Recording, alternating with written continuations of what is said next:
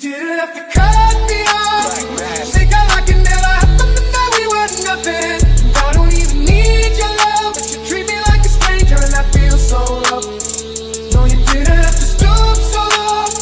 Have your friends collect your records and then change your number. I guess that I don't need that though. Now you're just somebody that I used to know. Now you're just somebody that I used to know. Now you're just somebody that I used to know.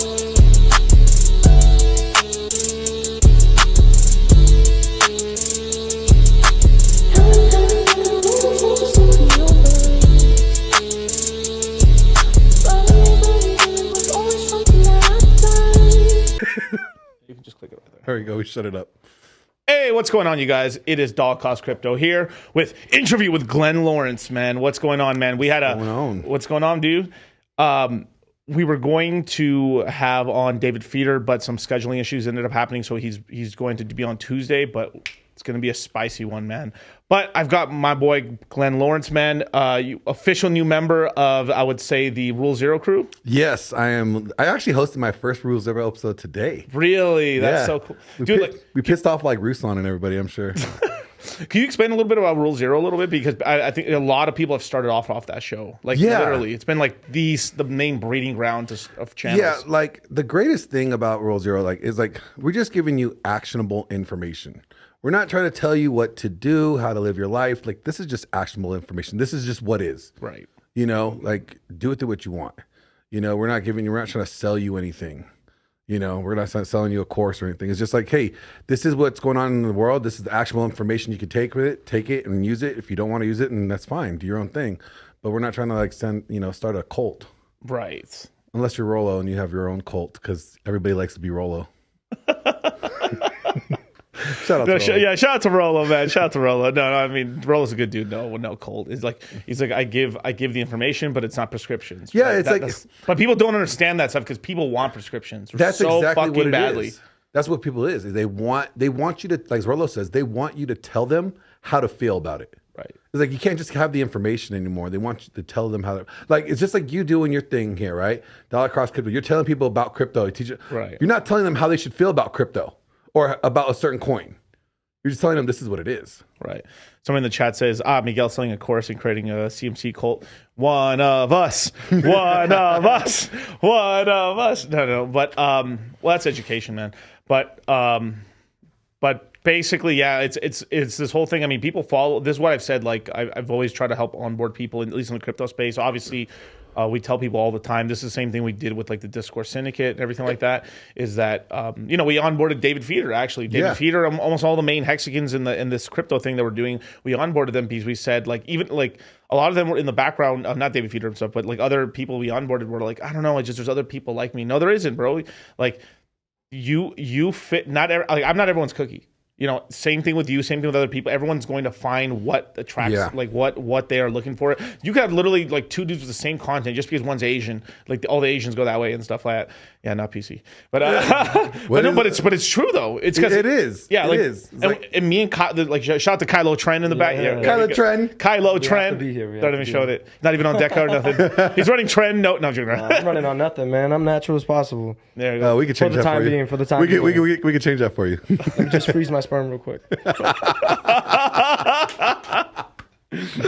But no, like, you know, it's like you're right, because like, you know, we're not everybody's cup of tea. I am not everybody's cup of tea. Right. I like using comedy more than anything about the red pill space. I think I love comedy. Comedy allows you to tell stories about things that people will normally not take easily. Right. You know, like if you tell like women hit the wall, right? You can just talk about that, and every broad 30 and over is going to be like, I haven't hit the wall. But if you showed a comedy spoof of this happening, they're like, oh yeah, I've done that. You know, and they can laugh about it themselves, and they're laughing at the action on the screen, and they're like, you could relay a message that way a lot easier than if you just, you know. Yeah, it's the medicine's easier to eat when it's like, you know, when it's comedy and stuff like when it's funny and stuff, because we're just like, it's kind of, it gives people an out basically. Exactly. Like, it gives people an out, so you don't feel so convicted and stupid. But I like, so that there's all that side, right? So obviously I know you're big into fitness. So is your lady. Mm-hmm. She's in studio too as well. Yeah. Yep. Shout out to Coco.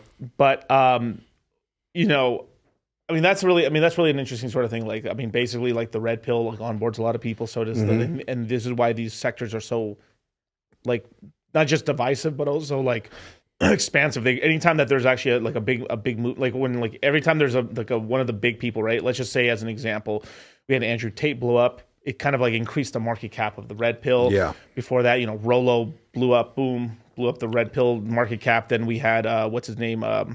Oh, I'm gonna get roasted for not knowing this name. Are you gonna say Sneeko? No. Shout out to Sneeko though, but like, you know, like I like Sneeko, but like, yo, that.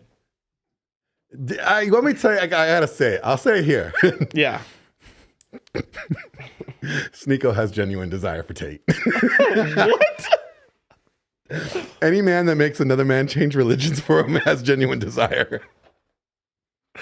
This is what Rolo said about chicks. Yeah, that's true. Yeah, if you, like, so just to give you some context, right? Like there's a thing Rolo said that basically, if you have a girl and let's just say she's Muslim and you're a Christian, and then because you're with her, she changes to Christianity because she has genuine desire because she wants to follow you. Yeah. And so what you're saying is, Destiny has genuine desire. No. Sneeko has genuine desire for Tate. Oh, Sneeko! I think he said Destiny. I was like, when did he become Muslim? I don't know. No. Sneeko has genuine desire for Tate. I mean, think about it. Tate goes Muslim, right? And then all of a sudden, Destiny converts. He's Muslim. Genuine desire. Come on now. You got to give it to me. You know it's true. Hit a Pepe. Jesus.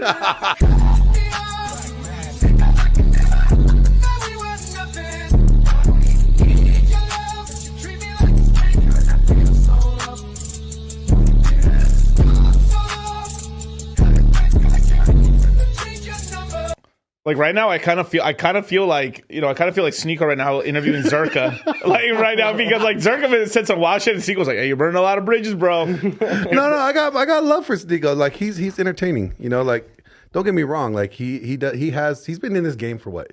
Since he was 12 teen. Yeah. He was like 12 teen when he started. Time. He's been in this for a long time. I have no hate for it. I just think it's funny because just like if you want to, and I say that in the sense of like, yeah, he has genuine desire for dude. Whether it's like genuine desire for like, you know, he not like he loves them, but like dude wants to model himself. He sees, you know, Tate as such a mentor. Right. He's like, I'm going to even do this like him. You know, like it's like even his delivery from when Tate got, you know, banned, Sneeko was the next delivery like Tate. And then now you see him changing this. It's not like hatred. It's just like, yo. So tell me your real thoughts about Aiden Ross. Okay. How much time do you got? We got a lot.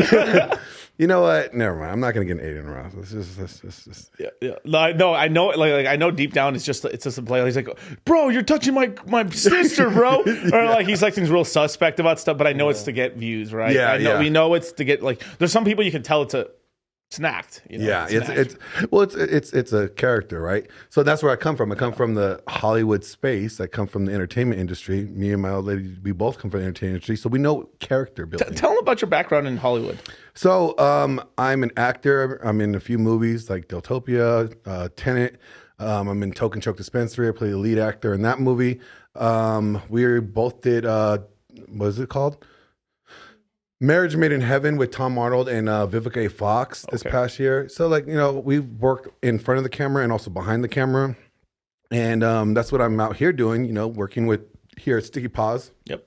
And we're gonna be doing some collaborations and doing some filming stuff. And we want to brand. We just want to take what the Savos are doing, because I love my Savo bros. Yeah. Want to take what they're doing and help build them, and then help expand what we want to do with Red Pill content. Right. And just make funny movies, comedies, you know, actions that have a Red Pill theme to it. Right. Shout out to the Savos, man. The movie's coming out soon. What is it called? I can't say. Not yet. It's called Savo is no longer a Savo-ho. Save a Cuck. Save a Cuck. This will be the next series, That's right? the next series. Yeah, but we got a horror movie. We just filmed almost all of it. Now we're just filming some like transition stuff. Some transition stuff and everything like that. Me and Charlie make a cameo in the movie and stuff. Shit. Yeah, we're in the movie and stuff like that. And we're gonna end up having a couple premieres. One in Vegas, another one in Miami. I think we're going to end up having in Connecticut for their hometown and stuff like that. So we're going to have a couple different places we're going to launch and stuff. Maybe Tokyo if Charlie wants to get back to his hometown. But yeah, it's going to be a really kind of a fun time for the movie in the horror genre, because in horror we can get away with a lot more bullshit than we can in any other place. It's one of the last bastions where you can still be not sexist, but kind of more red pilled and stuff, because if we were in comedy or something, like, you have to tone it down. You know what I mean? Well, I mean, and see, that was the problem with my script. It's like I wrote a script called Mind Dates, and it's like the first Red Pill rom-com. My Conf? No, it's called No.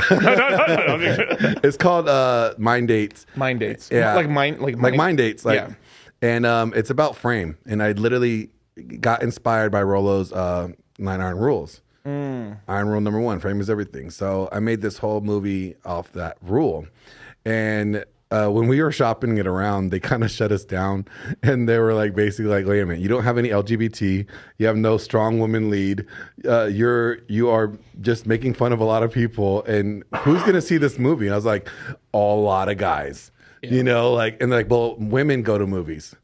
I don't care. I'm not making a chick flick. This is a dick flick, you know. Speaking of the other side, no. But yeah, man, that's something like some of the interesting sort of stuff. Like, so obviously you talk about all that, right?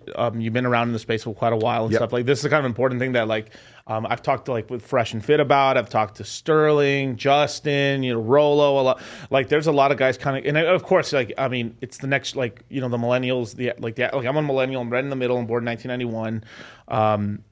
Basically, like, I'm 32 right now. The youngest millennial right now is like 26 or 27 right now.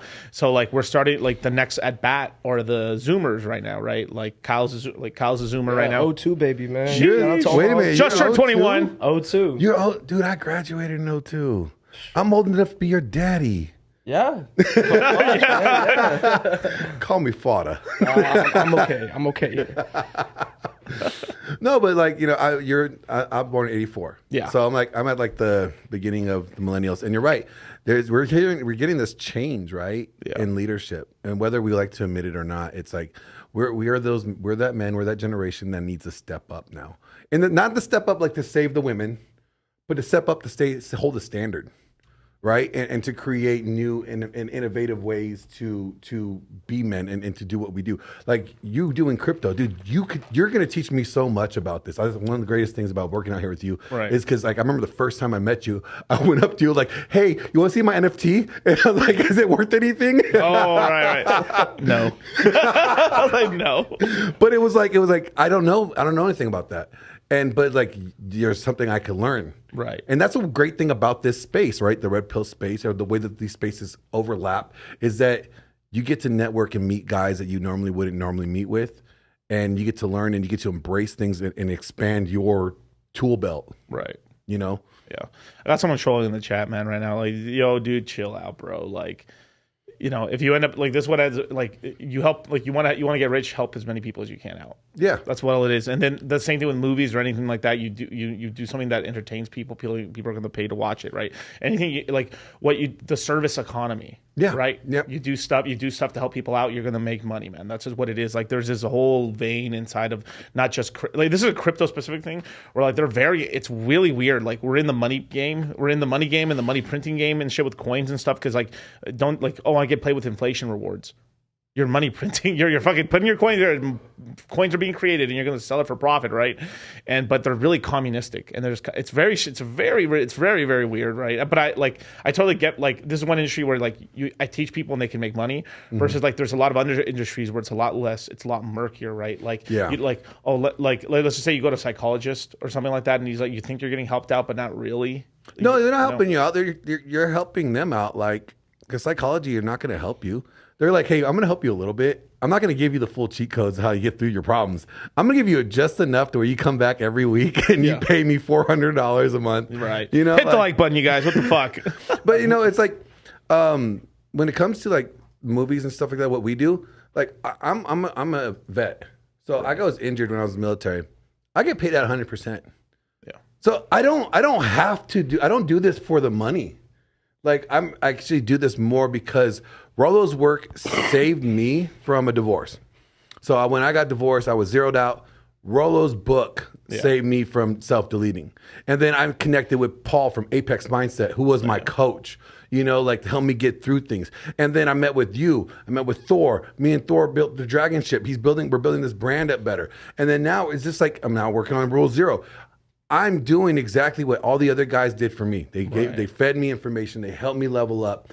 And that's exactly what we're doing. When we're just doing it in a different form. Like I'm not Rollo. I'm not going to write you a book, but I will take Rollo's book and I'll make a funny ass skit about it and make you laugh and learn from it. And that's the same thing. People act like you can't make money and help people at the same fucking time. Exactly. Yeah.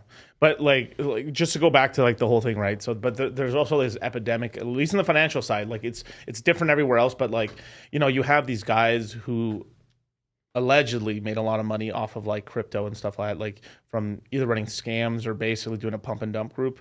And then, you know, the trademark thing is you move to Dubai. You know, like they're like a lot of these guys are really young, dude. By the way, it's sort of like I understand someone like a guy. All right, if these guys are still talking about crypto, power to them, right? Because they're like, oh, I made if I made like 10, 20, 30, 40 million dollars as a 21-year-old in crypto. Yeah, you talk about crypto. But a lot of these guys aren't even talking about crypto because it's not hot anymore. They're over there trying to give life advice. And like, this is how you pick up chicks and shit. And these dudes have like barely fucked one girl in their life. They're grifters. They're just trying to be the next dating coach. And... Right. But people fall for it. And like sometimes this is why I want to talk to you about, there's tons of stuff, you know, so ADD. But, but like, you know, there's this whole thing where like, you know, people are really attracted when people are just, it's not even in shape, really. It's more like they're just like anorexic skinny for some reason because it has something to do with the silhouette of the face. But like you talk about like leaning out and stuff like that because like this is why like I could tell like with the young kids, a young cat, and he's like basically a skeleton. Because I noticed all these guys really don't have any muscle at all, and they're like 5 foot nothing really if you meet them in real life. So can you speak a little bit to that and stuff? Because I know you've dieted quite a lot and you've like worked, you've gotten people into shape as well. Oh yeah, dude. So I started off, let me tell you my fitness journey. So I was in the military, so I was shredded back in the military, got injured, hurt my back, and then I blew up to 285 pounds. Jeez. Yeah, I was a fat boy. And then I had a friend that was a competitor, and he told me that I was losing weight, and I was like, one of these days I'm going to get on stage with you. And he's like, you will never get on stage with me. I was like, oh, okay. Well, then next year I beat him in every competition on stage that we placed against each other. We were in the same division. I was classic physique. Took him out. I was in third place. He was fifth. I was first place. He was third. Like it was just, I got sponsored before him and he turned pro before me. Right. Then I got my pro card and then you know, I got injured and I got done with the game. But it was just like, it takes time, it takes dedication. The great thing about fitness is it's that tangible reward that you could get quickly. You know, like you could achieve it. You could see that goal in 90 days. Right. You know, like your advice with crypto is like sometimes you have to wait like 2 years to see that mature, right? But something with fitness is like you could 90 days. Yep. 30 days. 30 days. Months. Well, it's like 30 days you will notice a change. Yeah. 60 days people close around you notice a change. 90 days, everybody will notice a change when they look at your pictures. That's bars. You know what I'm saying? That's bars right there. So it just takes that time and it takes that repetition. And the one thing that I learned in fitness training is that, you know what? You have to push till failure. Right. You're not going to grow in your comfort zone. As a natural or in, because I know that there's two different strats. Period. You know, period. Okay. Steroids, we'll call them super supplements. Let's just call them super supplements. They only help you repair your workout. Yeah. So you tear your muscles, take the super supplements, your muscles get repaired quicker. It don't necessarily make you stronger. It makes you repaired quicker so your muscles could grow quicker. Right. You know, so it's like it doesn't negate the hard work. No, you still gotta put in more work. Yeah, exactly. You gotta put in more work to be able to use those gear and to be able to maintain the size and everything. Because me as a natural lifter, like fucking 2 hours in the gym, I'm fucked. I'm out at least for my chest or back. Shout out to German volume training. That was I don't know how we found that training out. Like when me and my not Kyle, but my other brother Eric. Mm-hmm.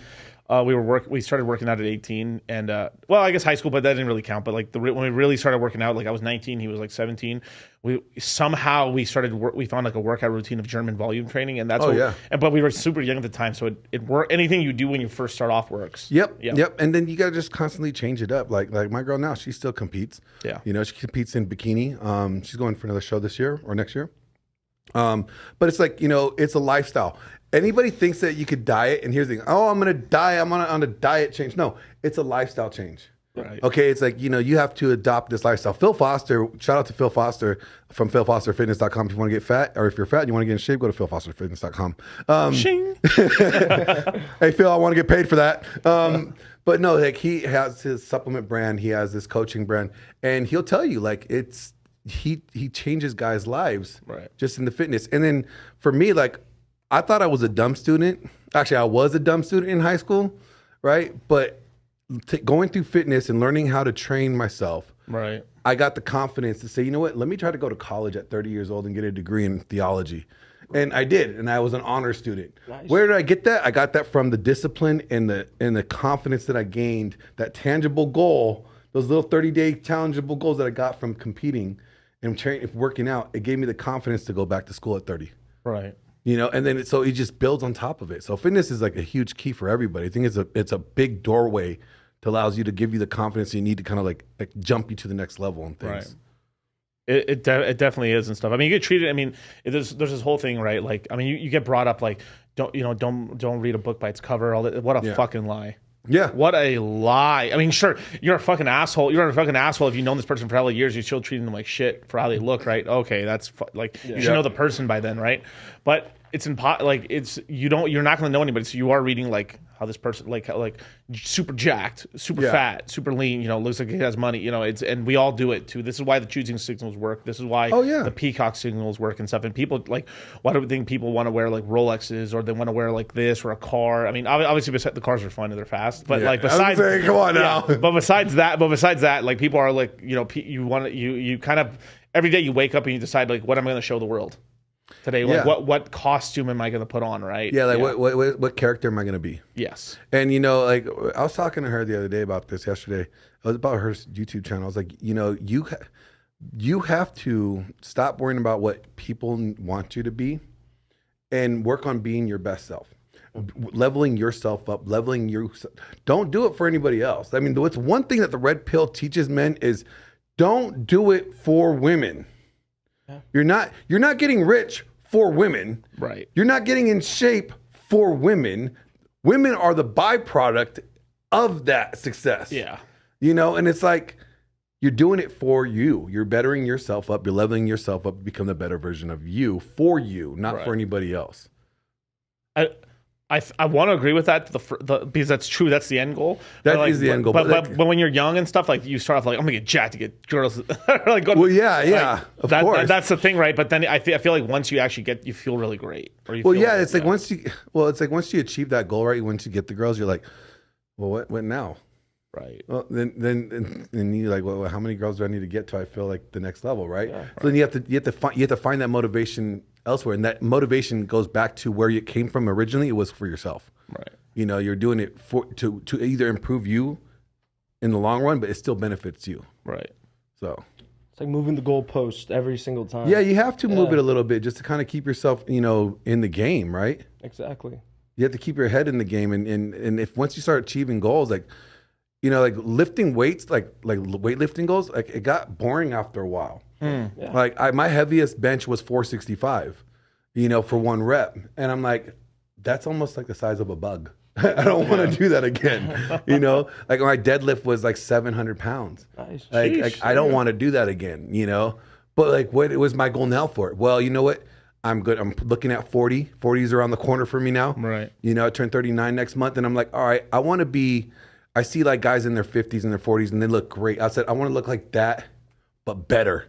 In my 60s, 70s. You know what I'm saying? Like that's the goal now for me. So it's not the weight anymore. It's not putting up as much weight, but it's maintaining that health and that look for as long as I can. Exactly, and that's the goal. Should be for almost everyone. Yeah. Yeah, it's because at the end of the day, that ends up being the healthiest thing you can do for yourself. Oh yeah, and I'll tell you guys right now, I'm not natural. There's nothing natural about me. I'm part cyborg. Even the beard's fake. He's Android. He's an Android. You guys, you just take it all off. Like, it's like, what the fuck? Oh, shit. But hit the like button, you guys, man. There's a lot of knowledge we're gonna give out in this stream and stuff. But I guess just to go into crypto for like 1 second and stuff, man. Oh yeah, I got a couple questions for you on crypto. Yeah, go ahead for it. Shoot. Like here, since we're on a crypto show, let's talk about crypto. So like NFTs, right? Yes. Like those are for like projects, right? Because I know. Can you explain a little bit about the Red Lions NFT thing for me? Because I would like to like understand that more. Like how people using projects or movies or like I heard artists like releasing their whole album through an NFT. Like what is the process of that? So NFTs are basically just the technology of it. So basically it's not a tokenization, but it's sort of like a picturization of it or a digital representation of it. Eventually at some point, like all stocks, all like not all real estate, but like a good portion of real estate will be like fractionalized. So you'll be able to take because this NFT is like, it can't be not just copied, but it's like its numbers in the blockchain can be tracked, so you can tell it's real. So basically, you can create an asset, break it up into 1,000 pieces, make a funny little picture of it, or make it a house picture, and then it can give you ownership. That's one of the technologies. There's another technology with the music side where you can, as an artist, right? Let's just say you come up with an album, you can decide to fund the album or just make some money off of it by saying, like, let's just say Rihanna wanted to come up with a new album, right? Rihanna could give away 20% of her royalties publishing of that album to the NFT holders, and then split it 10,000 pieces, and then sell those 10,000 pieces for some good chunk of change, right? Maybe $150, maybe $3,000 or whatever she ends up selling it for. She makes $3 to like $30 million off that NFT, and then anytime her song's playing on Spotify or it gets rented out, she's making 80% of the cash. And then the 20% of money is then getting transferred over, and then it gets paid out in USDC or Tether. Oh, wow. So, like, if we wanted to film, I don't know, like Mind Dates, right? Yeah. And then you could create an NFT for it. Yes. And then that would fund the movie production. Yes. But then the people that bought the NFT get broken off. Yeah. So there's two ways to do it. There's one where yeah, you can give them part ownership of that, or you give them, or you have it like they get behind the scenes stuff. It just depends. If the NFT is very cheap, then it's more of like kind of a slash donation super fan sort of thing. But the thing is, the more that second half where you can give this, it's a lot more complex than you think and stuff. So that stuff's all coming out in the next couple of years. Yeah. It's all possible right now. It's just like the companies that can do it, there's no traction for it. So it's like it's all still like in that kind of like beta alpha phase right now in the industry, but it's going to continue on and keep going. Like in the next 8 years, it's going to be very possible. You just log into a website, you set the parameters, and then you just do it basically, right? That's crazy. That's why like Audius on like Polkadot and Kusama and stuff was so big, but it's convincing students. It's because you have to have like some big artists to kind of push it off, where you end up having some huge, like if Yeet, as an example, if Yeet decided to do that stuff, probably would have done very well. But like the thing, it's kind of like we've all done this in the past and stuff, where like we've listened to an artist when we first found them and stuff. It's like, oh, you're just a poser, bro. You just found. So like that ability to, if you've ever found like an artist early, you have the ability to get rich in crypto. Right. No way. Yeah, because I mean, you got to think, because you're an A&R, you're a tastemaker, right? So you know, like, this guy's gonna I'm telling you, this thing's gonna be, this guy's gonna blow up, right? This guy's gonna blow up. Imagine if that was a stock or a crypto, and you caught Drake early, or you caught like me, like Kanye West, like, I mean, I think I saw him. I think like even as Kanye West, he dropped his first album, and I started investing into Kanye West and his first album. How much of a run did I go on? Dude, I went on a massive run, dude. So Dr. Dre would have been great getting into crypto. Yeah, Like he found Eminem, like. Eminem, then 50 Cent. Oh, and man, yeah, dude. Just craziness. I mean, 50 Cent's runs insane. But like that's that ability. That's why I tell people, like, people tell me, I don't know, I just suck. I don't know how to like do any of this stuff. Like, have you ever picked out an artist early on and you know they're going to be good? Yeah. Have you ever caught here's another one. Have you ever caught a YouTuber early and they blew up? Yeah. Homie, you've got the ability. Yeah. That's what it is. And once that clicks for people, right? That little snap, that Thanos snap, they're like, holy shit. That's what it is. It's basically being a tastemaker. You know this thing's going to be hot or not. Right? Is that how you assess crypto in general? Like, looking at a coin and stuff? In the macro. In the macro level. Yeah, looking at it from the bird's eye view. That's that's how I look at coins. Like, it's like, does this have market viability and is it going to be popular? That's one of the biggest X factors, right? I have something called like the L7 loser, the box, right? Like the L7 the box, right? There's 4 points in the box, right? There's who's the founder / team. Now, the reason I say / is because the founder's the X factor, right? You could have an amazing team, but they're super dorks. They're bad at marketing, and they could have the best technology. Sometimes the best technology doesn't win.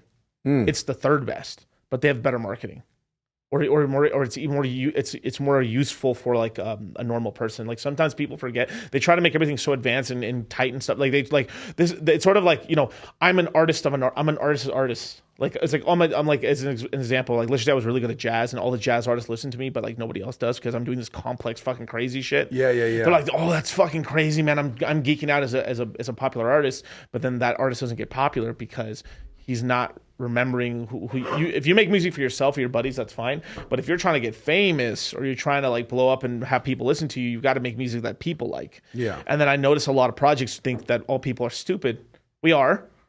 but at the end of the day, like same thing too. That's everybody though. Yeah. Like everyone's dumb. So it's this whole thing where like it's a lot of these guys think their shit doesn't smell, and then that's why their projects don't work, or they only work during the peak bull market because every idiot's projects works during. So when like a year from now, right, towards like once we're getting close to like the the election for the the election next year, right. Every crypto is going to pump up because Ethereum's pumping up. Like right now, if you share my screen for 1 second. So right now, Ethereum is $1,800, almost $1,900, right? Wow. So it's actually good to buy into it. Yeah, very fucking good. Let me tell you why. You buy Ethereum right now. In a year or 2 years, when the bull market really commences, like worst case, it's going to be about $8,000 per Ethereum. So you're getting about 5.5 times on your money. It's a simple, like where else like kind of savings account can you do? You put $1,000 in about the end of next year, maybe beginning of 25, you're pulling out like $5,500. So no, like the other day when I was behind engineering your show, right? Yeah. Well, Chase was engineering. I was just over his shoulder. You were talking about Pulse and Pulse Chain, right? Yeah. And you're talking about how you could buy like a million Pulse coins or for $100. For $100. And you said if you held that for what, like 2 years, that would be like $2,000. At least 2,000, 3,000. It could be up to 6,000. So why does this seem so complex? Like for the novice person like me. All right, so it's because everyone makes it complex, right? Because it's like it's basically as long as if you go on Coinbase, it's as easy as buying a stock. But the problem is that most people's financial literacy is really bad. So that's one thing, right? Two, they've just seen the marketing is what. So the financial industry, right? Like what they do is they say this crypto went up like this crazy. Oh, look at crash. You see Bitcoin's crashing right now. It's down. So people hear like Bitcoin and Ethereum are down 70, 60, 50%. Top cryptocurrency ADA is down 90%. Holy fuck! In stocks, that's death. Your stock is down 90%. It's over. Yeah, it's over. It's done. Not in crypto. That's normal. That's Tuesday. That's Tuesday. Like that happened. Like when we have a bull market, so let me tell you. So it sounds like holy shit, it's crashed 90%. So I'm called dollar cost crypto, right? I teach something called dynamic DCAing, which is basically since we know the market typically crashes 80% on average, right? 70% on a really strong coin like something like BNB or something, like because it's being held up by the founder. that's when you start buying it. But dollar cost averaging means you're not throwing all your cash in one shot. You're like taking these little pepper shots. But the lower it keeps going, the more heavier it goes. But this is where research comes in, because you're buying coins that will come back versus if you don't know anything, you're just like putting all your money into a dead project, and you just throwing your money away. You threw your money away, right? So if you look on that screen, pull my screen up one more time, right? So we have Bitcoin. Is that going to recover? Duh. Yeah. Right? Ethereum, duh. Binance, duh. XRP, once they win their lawsuit and stuff, at some point they'll come back, duh, right? Cardano, duh. Dogecoin. The most famous person on the planet, Elon Musk, is over here repping Dogecoin. I wonder if that's going to come back. I wonder. He's fighting Elon. Elon Musk is going to fight Zuckerberg, literally in the UFC and stuff, and it's happening. Do you know what? Like, okay, first off, I want you guys to know that they stole mine and Paul from Come On Man podcast idea. Really? Because I'm fighting Paul from Come On Man podcast in September. And we're going to be wrestling here in Vegas. Right. And I'm going to lay the smackdown on his candy ass. But the next thing you know, like, as soon as I say that, then Mark Zuckerberg and Elon Musk start their little Twitter war. I'm like, dude, stop trying to steal our style. And I've wondered why. Like, you got to think, anytime this happens, right? Like, why is stuff happening? Like I'm not trying to be a conspiracy theorist, but is it a distraction? Yes. 1,000% distraction, right? I wouldn't be surprised it happens right around October. So in October, you know why in October? Get ready for that election. Well, one, the election. Two, there's a trial of Sam Bankman-Fried. Oh yeah. The FTX guy, right? Right. He's part of them boys. No, what didn't one of those crypto guys just get off? Like the guy with the weird looking, like incel looking guy with the long hair. That's a lot of them. Which one? I don't know. I just saw it like recently. Korean guy or not Korean? Not Korean. Oh, then it was Bankman-Fried. Yeah, it's Bankman-Fried. Yeah. Like, isn't he getting off or something like that? I heard like they lowered the charges. Basically, yeah. He basically got like half of his charges got dropped, but they still got him for the serious ones. He got dropped off of some minor ones or something, but still, it's like, why is he even getting off of those? Yeah, I was like wondering like if they have him on. Like SBF, like I did a stream with Rolo, and Charlie. We did a stream on my channel called FTX Sex Scandal. Right? Oh yeah. So basically, what happened? Like, peep this right here, right? The top guys on FTX were all fucking each other. It was like wait a minute, like guys and girls. So there were like, basically, imagine there was like 3 girls, 2 chicks, or 3 chicks. It was like 3 chicks. I guess maybe 4 chicks, and it was 8 guys, and they're all basically like fucking the same girls and stuff. Not the same time. Well, maybe some of them, but they were like cohabitating and sharing the chicks and stuff. And the chicks were like in this thing, like a power structure. Like, I'm like I am God. Like, yeah, like I'm out here and stuff like that. And it's crazy because like, if you actually look at the whole structure of it, so you have Sam Bankman-Fried, his girlfriend, it's basically an arranged Jewish marriage. Whoa. Between 2 powerful families in the United States. The head of the SEC used to work for Sam's dad. He's the reason Sam's dad got them his job at I think it was at MIT, if I remember correctly. It's been a while and stuff like that, but we were reading entire Twitter threads, and we like I'll literally do another stream about that again just to go over it, just as a refresher for you guys. But it is literally pretty insane. It's like everyone was working for each other. When Sam decided to like, when you're in college and stuff, sometimes you do internship programs and stuff. He internshiped with the mom of his girlfriend, and the girlfriend ended up interning with the father's company. So they were like, this was basically an arranged Jewish marriage and stuff, them boys. And that's why I call them dark elves, right? They're the dark elves, right? No, elves are the okay, but like I would say, like, if most humans are good people and stuff, sure, people can have like they're trying to make money and stuff, but generally most people are good, and every religion and everything like that. But you have cunts in each one, so like half a percent to maybe 1/4% are probably evil in every religion. So you know what I say? I think everybody's just inherently bad. No, yeah, for sure. Like everybody's inherently. We're all inherently bad. Like we all have the ability to be good or bad if we want, but we're good when it benefits us. Yeah, I mean that's the whole point of the Garden of Eden, right? It's like when we took our first sin. Now we're allowed to do. Well, it's the woman's fault, right? No, I'm kidding. Yeah, and then they'll combat it with like, but it's your rib. No, I love that line because I have a degree in theology, so I love it. Like Adam's like, God, it was the woman that you gave me. And he's like, but why did you go for that? Why did you go for theology? That's a really interesting one. okay, so It's a study of religion, right? Yeah, study of religion. So I grew up in the church, and I kind of what kind of church? Christian. Christian. Okay. And I always kind of wondered like why everybody went to war and died over God. I mean, think about all the greatest wars in society, like in history.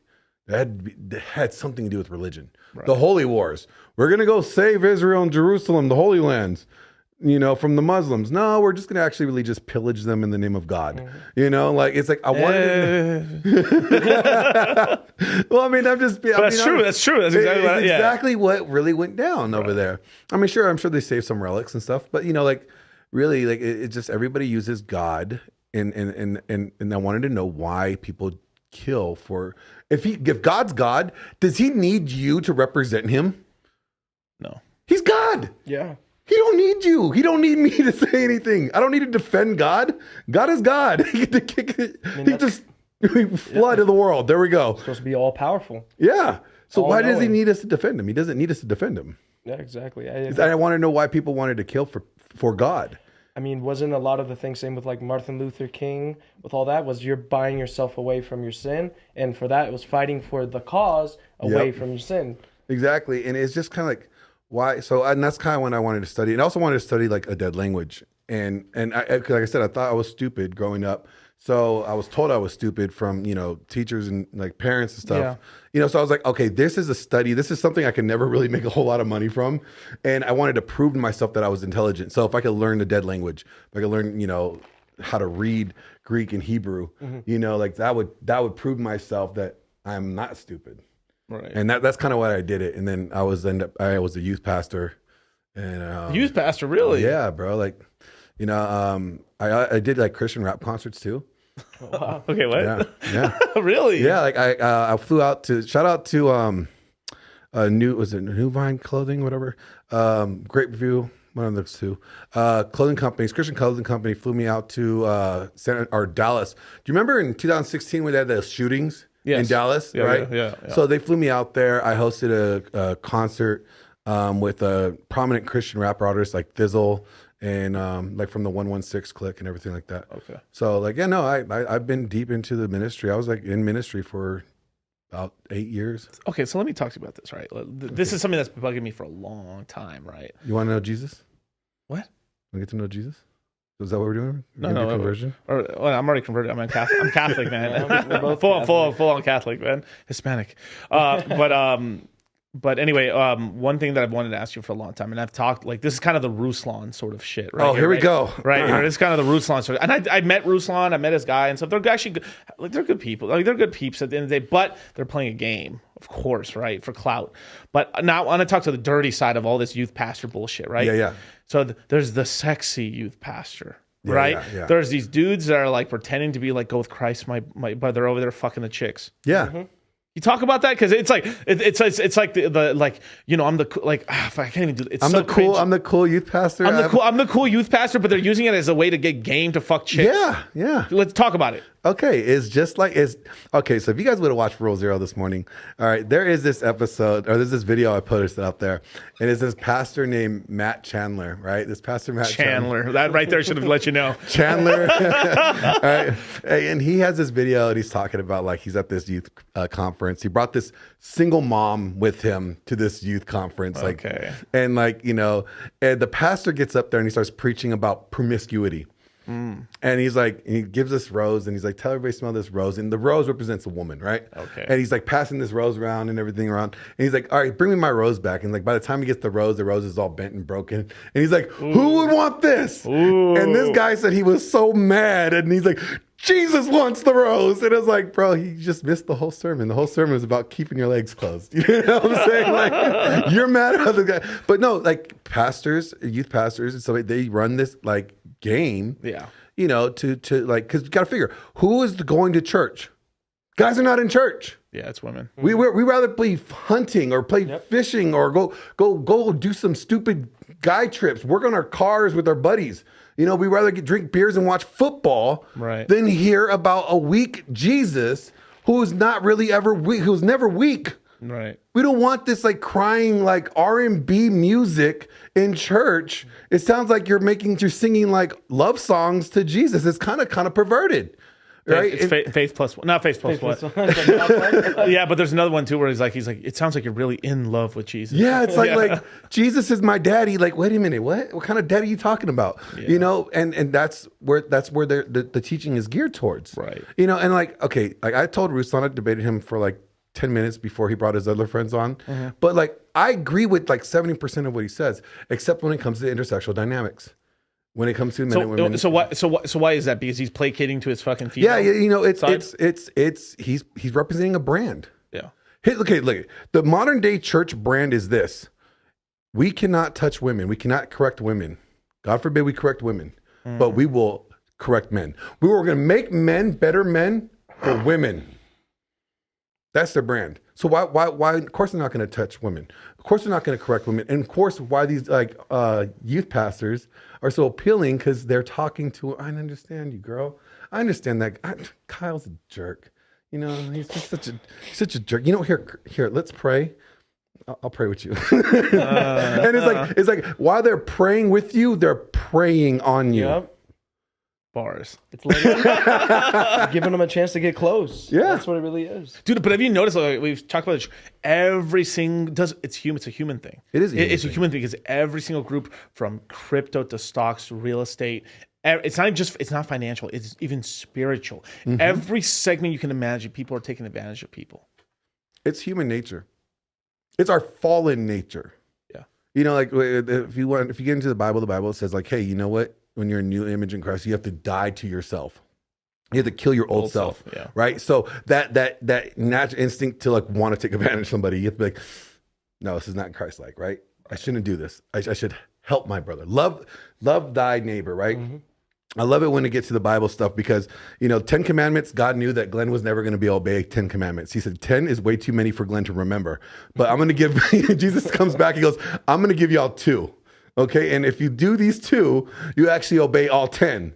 Right. Love God, love thy neighbor. Yep. In doing those, you fulfill all 10. And I can remember 2 things. 10 things, ask my girl. I will forget 10 things. Right. Okay, but I can remember at least 2. You know? Dalai Lama out here sucking tongues on TV. Oh, you see that? Yeah. You couldn't miss it, bro, dude. It's no, okay, I'm not gonna say this other thing, but like, Anyway, yeah, moving on. I'm not going full circle on the stream. Yeah, I mean that shit. Yeah, there is some tough. questionable shit about, but at the same time, no one should be like underage stuff, but people would get married very young. Yeah, like you gotta look at like the context of the great thing about like what a lot of people miss in the Bible and even understanding Catholicism, right? Is that you have to understand what they were writing to in the first century Jew, what was going on back then, and then just taking that principle and see how that principle relates to us now. You know, we're not promoting, you know, girls getting married at 15. Right. But you know what? We knew that back then in that time, that's what it was. That's when it was. Yeah. Like right now, we should all be grandfathers. Yeah. Maybe just be a father. Yeah, but I'd be a I good might father. just be a dad. I actually be like Thor. You know what Thor that would make Thor? Great grandfather. Great grandfather. Sheesh. Shout out to Thor, man. Thor's like 60 something years old, so he's like a great Grandfather, yeah. Yeah. That's yeah, because you'd start having kids basically at 15, 16, Yeah. 17, and then your kids would, by the time 15 years later, then they would start having kids and stuff. and then 15 years later. Yeah, holy shit. So like Thor's like like 60 45. something, so he should be a 50s. great grandfather. Yeah. It gets cut in half. Yeah. Wow. That's wild, man. Shout out to Thor, you old ass. Shout out to Thor, man. Shout out to Dragon Ship. For sure, man. But so that's like, the reason I even want to talk about any of that stuff is because just to show like the grit, like we see, like this is kind of like why I roll, because once you know the game a little bit, once you know the game, you kind of roll your eyes a little bit. Like I watch some of these guys, I'm just like, I know what you're doing. I get it. I mean, and But see, here's the problem with that, especially in this space, like the men's help space, right, or even in the crypto space, like you're the financial help space, right? Yeah. People are coming to you wanting to get advice and seek help because they're struggling, right? And then if you got guys like Ruslan who are not going to talk about both sides of the problem and they're only directing the conversation to you, The church already tells you you're the problem. Yeah. Your wife is telling you that you're the problem. Your mother-in-law, your own parents are probably telling you you're the problem. So when nobody's pointing out the problems that you see from this side, and they're just constantly telling you that you're the problem, it's an attack. Yeah, it's an echo chamber that you're just constantly getting hit. Exactly, and you're just like, can nobody see? Am I going crazy? Like, is nobody seeing what I'm seeing? People not wanting to have actual discourse with people and seeing everyone's side. It's like you're being gaslit the entire time. Society is gaslighting you. Churches are gaslighting you. People like these youth pastors and pastors are not preaching both male and female sin are gaslighting you. And it's like, well, what else are these guys going to do? Oh, they're going to find themselves in the red pill space.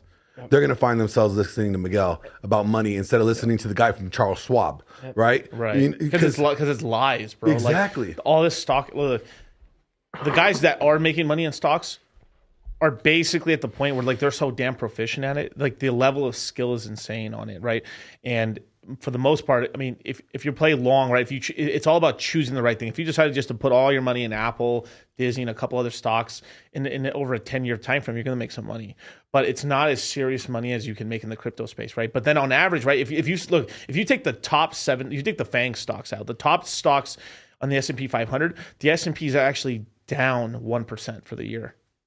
Oh wow! So like the entire S&P 500 or even the Nasdaq is being held up by 5 or 10 stocks maximum. The 10 best performing stocks are basically the entire gains because they are so it's like the biggest players with the largest market cap and stuff, the like market weighted. They're the ones actually making all the gains. If you take them out of the market, the market on average, even it because everyone tells you buy the S&P 500. Yeah. Buy the Vanguard 500 and stuff. You're investing into that. You take those 7 stocks out of there, they're not making any money. They're actually losing money. So it's effectively, you're kind of being, if you just invest, now FANG investing is a little more dangerous because basically you have all your stuff concentrated in these stocks and one of them does bad, it does real bad. But even if you just like, you kind of like, I think you're really better off making your own portfolio of like 10, 20 stocks, 15 stocks than you are just buying the whole thing. Because basically, if you think about it, you're being used as exit fucking liquidity for the rest of these companies. So basically, the whole hustle, the whole fucking hustle is for you to get into the S&P 500. Fuck yeah, my company's in the S&P 500. Now we have this daily buying of our stock that's being bought from all the boomers and all the millennials, all the extras and some of the retarded zoomers that decide that are still, their money's being used because it's really stupid. Because it's like, this is why I never did any of that shit. I always did Roths for my own personal stuff, which is basically because I always worked for myself and my father, like the and Roth stuff, IRA, which is like that. and then there's the bullshit. They have so much like if they really cared about people, right? Why can't, because it's supposed to be a retirement fund, right? Yeah. Why can't I just put any amount of money I want into that thing, right? Yeah. Why do they put a $6,000 limit, $5,000 limit onto it? Financially capping you. Financially capping me, right? I'm trying to say, like, I'm a normal guy trying to like put money in to save for my fucking retirement, but you're capping me at $6,000. So I could be making $250,000 or $1 million, and I can't save more money. Why are they doing that? Because they want to fucking tax your ass. Yep. 2, all that money, even then from there, even there's the psyop, right? Because it wasn't a psyop in the past. Because it's the hustle. Like at some point in the future, right? I'll be saying like, yeah, maybe this crypto thing isn't the thing anymore. Now we're like micro niche into these specific things, or there's always places to make money, but like. What they're doing is the rest. Let's just say the S&P 490. The S&P 490 is that they're using your money, your regular money, to basically be exit liquidity for them to slowly sell their stocks off. That's what's going on. That's what's really going on, since these companies know, like, oh fuck, man, we're about to crash. So they're just selling, just like XRP, just like Chainlink. I don't know why people have this infatuation with fucking Chainlink and stuff like that. Like that company has been nothing but market dumping their fucking shit forever. But they're just slowly selling off just enough. So like, if there's $4 million a day of buying, they sell 3 million, 3.5 million. It just they don't let the price pump too much. They're just like, right. So that's what they're doing. They're extracting $4 million a day every fucking day. So if you look at that, right? Let's do the math on that, right? 4 times 365. They're pulling out $1.4 billion of capital out of the market. So now I'm not saying that was the number for Chainlink, but that's what they were fucking doing. Like they stopped. What was it? Super late into 21 or like early 22. They decided, hey, we're no longer going to sell Chainlink because we've got enough. We've sold enough money of the coin now that we've opened all these offices around the world, and now it's crashed and shit. And then it's just like it boggles my fucking mind with that coin. And there's a lot of other coins that do the same thing, except they're a lot more covert about it. So you remember like back in the day, like I don't know, maybe this is way before you guys' time, but you know, like, people used to buy bonds, Yeah. Yes. right? You know, like I had bonds. Like my grandmother bought me a bunch of bonds. The saving bonds? Or Yeah, which ones? yeah, right? Oh, CDs, you mean? Yeah, okay, yeah. CDs bonds. Yeah. CDs bonds. That used to be something you could trust. Yes. Nowadays, it seems like there's no financial security in any of the institutions that we have. No. And it's like, is crypto too new to put, like, is there ever going to be like that CD trust with crypto? I mean, yes. I mean, it's happening. So like right now we have the first ones ever that on a large scale people kind of trust is Ethereum.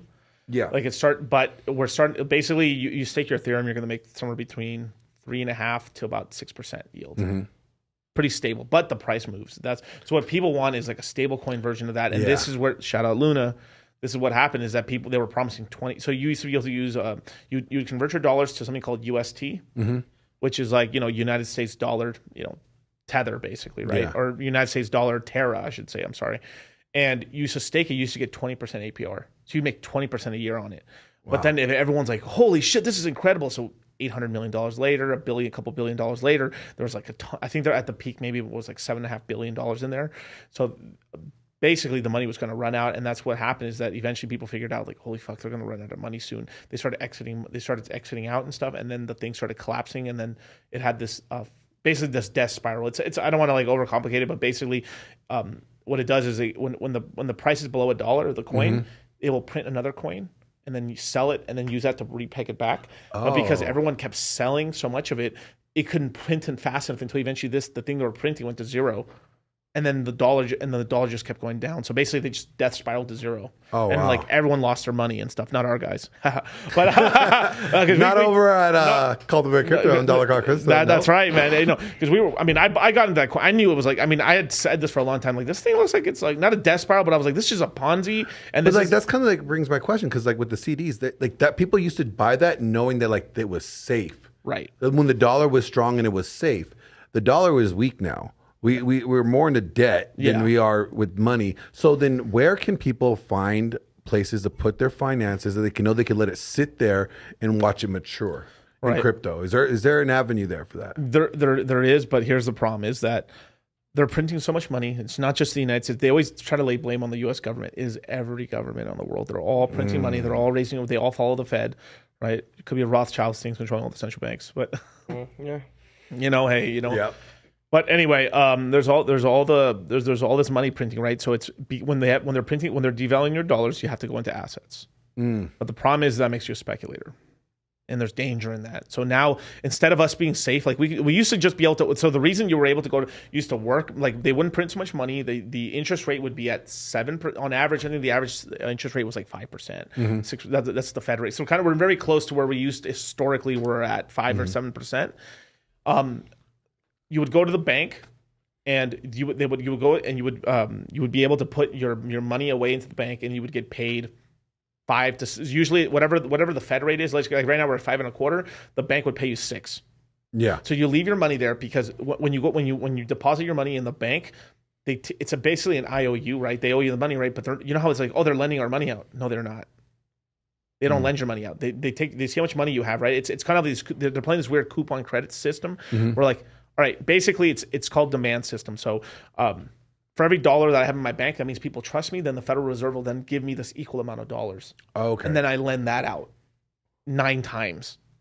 But so your money's still there at the bank. But what ends up happening is that they lend so much out on the backside that they end up having like they're kind of down. Upside down. They're upside down, right? And from there they lend it out and stuff. But that's classic banking, right? But fractional reserve banking, but.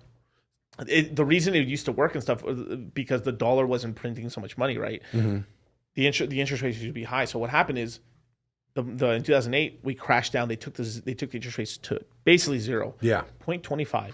But here's the problem. That's still fine, right? So that means the banks can't pay you nothing for savings accounts anymore. But then from there, the reason you would even use the reason they don't work is because the bonds are making you more money than the inflation. So basically, you put your money there, you're actually gaining money. Yeah. Now, if you put in most bonds, you're still losing money. Yeah. Right. So there's something called the CPI, right? The CPI is basically tells you how much it's costing it's the food price index, right? So it's like food, housing, it's basically whatever it takes to live Like life, the cost right? of living. The cost of living, right? So that's about 4% right now. Yeah. Whatever the government tells you, double it. So the average, and let me tell you this, the CPI was at 9+%. At the beginning of somewhere in the middle of 22, we're at a really high percentage. That means we were inflating at 20%. So we were losing. Damn. So last year we lost a lot of value. This year we're losing less value, but we're still at. So if it's for 8 or so 7% a year, right? Mm-hmm. It takes about, if I remember correctly, it takes about 10 years, give or take, to double the supply. So basically, at this clip right now, we're probably losing 50% of our dollar value every 7 years or something like that, wow. Give or take, because the number is completely fudged. And then on top of that, right, that inflation that we actually have is also wrong because it's dependent on lifestyle. If you live out in the boondocks in the middle of the country and stuff, you're not spending nothing. Your inflation is not that bad. You're earning less money, but it's not that bad, right? Yeah. You live in LA, you live in some parts of Vegas, you live in Miami, fucking Hot Boy Summer, you live in Brickell and stuff. You're paying. I like me and Charlie are out there, right? We make a lot of money and stuff. We've been in crypto a long time, and then even we are like, Jesus Christ, a lot of people like, how the fuck is everyone else like making that kind of money and stuff like that? Because there's a lot of people living there, right? The rent out there, if you live in any building and stuff like that, you're paying $6,000, $8,000 a month, right? Because you're living in that's the financial district. You're living in the thing. The one savings, you don't have to have a car in Miami, really. You Uber everywhere, or you like take a ride. Like Brandon Carter doesn't have a car. I'm like, dude, he doesn't have a car? Yeah, he doesn't have a car. Neither does Charlie. Neither does Charlie. Yeah, Charlie rolls up in an Uber. I'm like, wow. Yeah, I'm his Uber, basically. But like, no, you bring up an interesting point then. So like, if like for the novice guy, right? Like me, noob getting into crypto, I buy into Ethereum, right? That could act as like your hedge, right? Like my CD, yeah, and then let it mature. And then, like, let's say I put in like 10,000 in Ethereum, right? So, and then once I double that or triple that, I leave that 10,000 in there and I take the profit out. Yeah. And then I could play with that with other coins. With other coins and stuff like that. But I would, at least the majority, I would say like 60% of it you should take back to the bank. Re-up, make sure your lifestyle's good. Yeah. Then you can play with, like, let's just say you turn a 10,000 to 60, you should take 40 out. That covers that covers you, that covers the 10,000 you put in. Yeah. You got 3 times extra there for the next time to buy back in. You can use, so the whole thing is about basically whatever you're buying in with now, you want to be able to double or 10 times the amount you can throw in next time. That way you're able to catch the big, so you've gone. Catch the bigger wave. So next, if let's just say as an example, you throw 10,000 and you make 60, which is probably low on the low end. It's probably more than that. It's probably 100,000. But let's just say you make 100,000. Next time you do it again, you'll make about $1 million plus. You see how it quickly, it goes from like, I'm playing with 5 figures to 6 to 7, That's and the next huge. one 8 to 9. Like it's just like it's a leapfrog. It's like boom. This is why it's such a big opportunity, because we only have so many leapfrog is basically a 4-year cycle.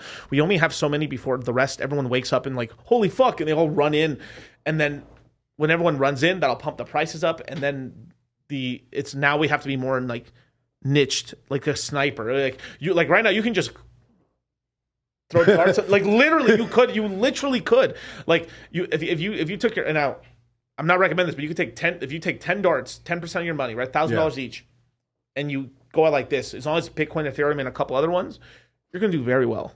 Wow. Later on, that's probably not going to be the case. But like the time, like we're in that time frame where you could capitalize the most. Right now. Right now, it's the bear market. Right now, we're not at the lows. So there's 2 lows, right? There's the Bitcoin low. That's Bitcoin and Ethereum. Yeah.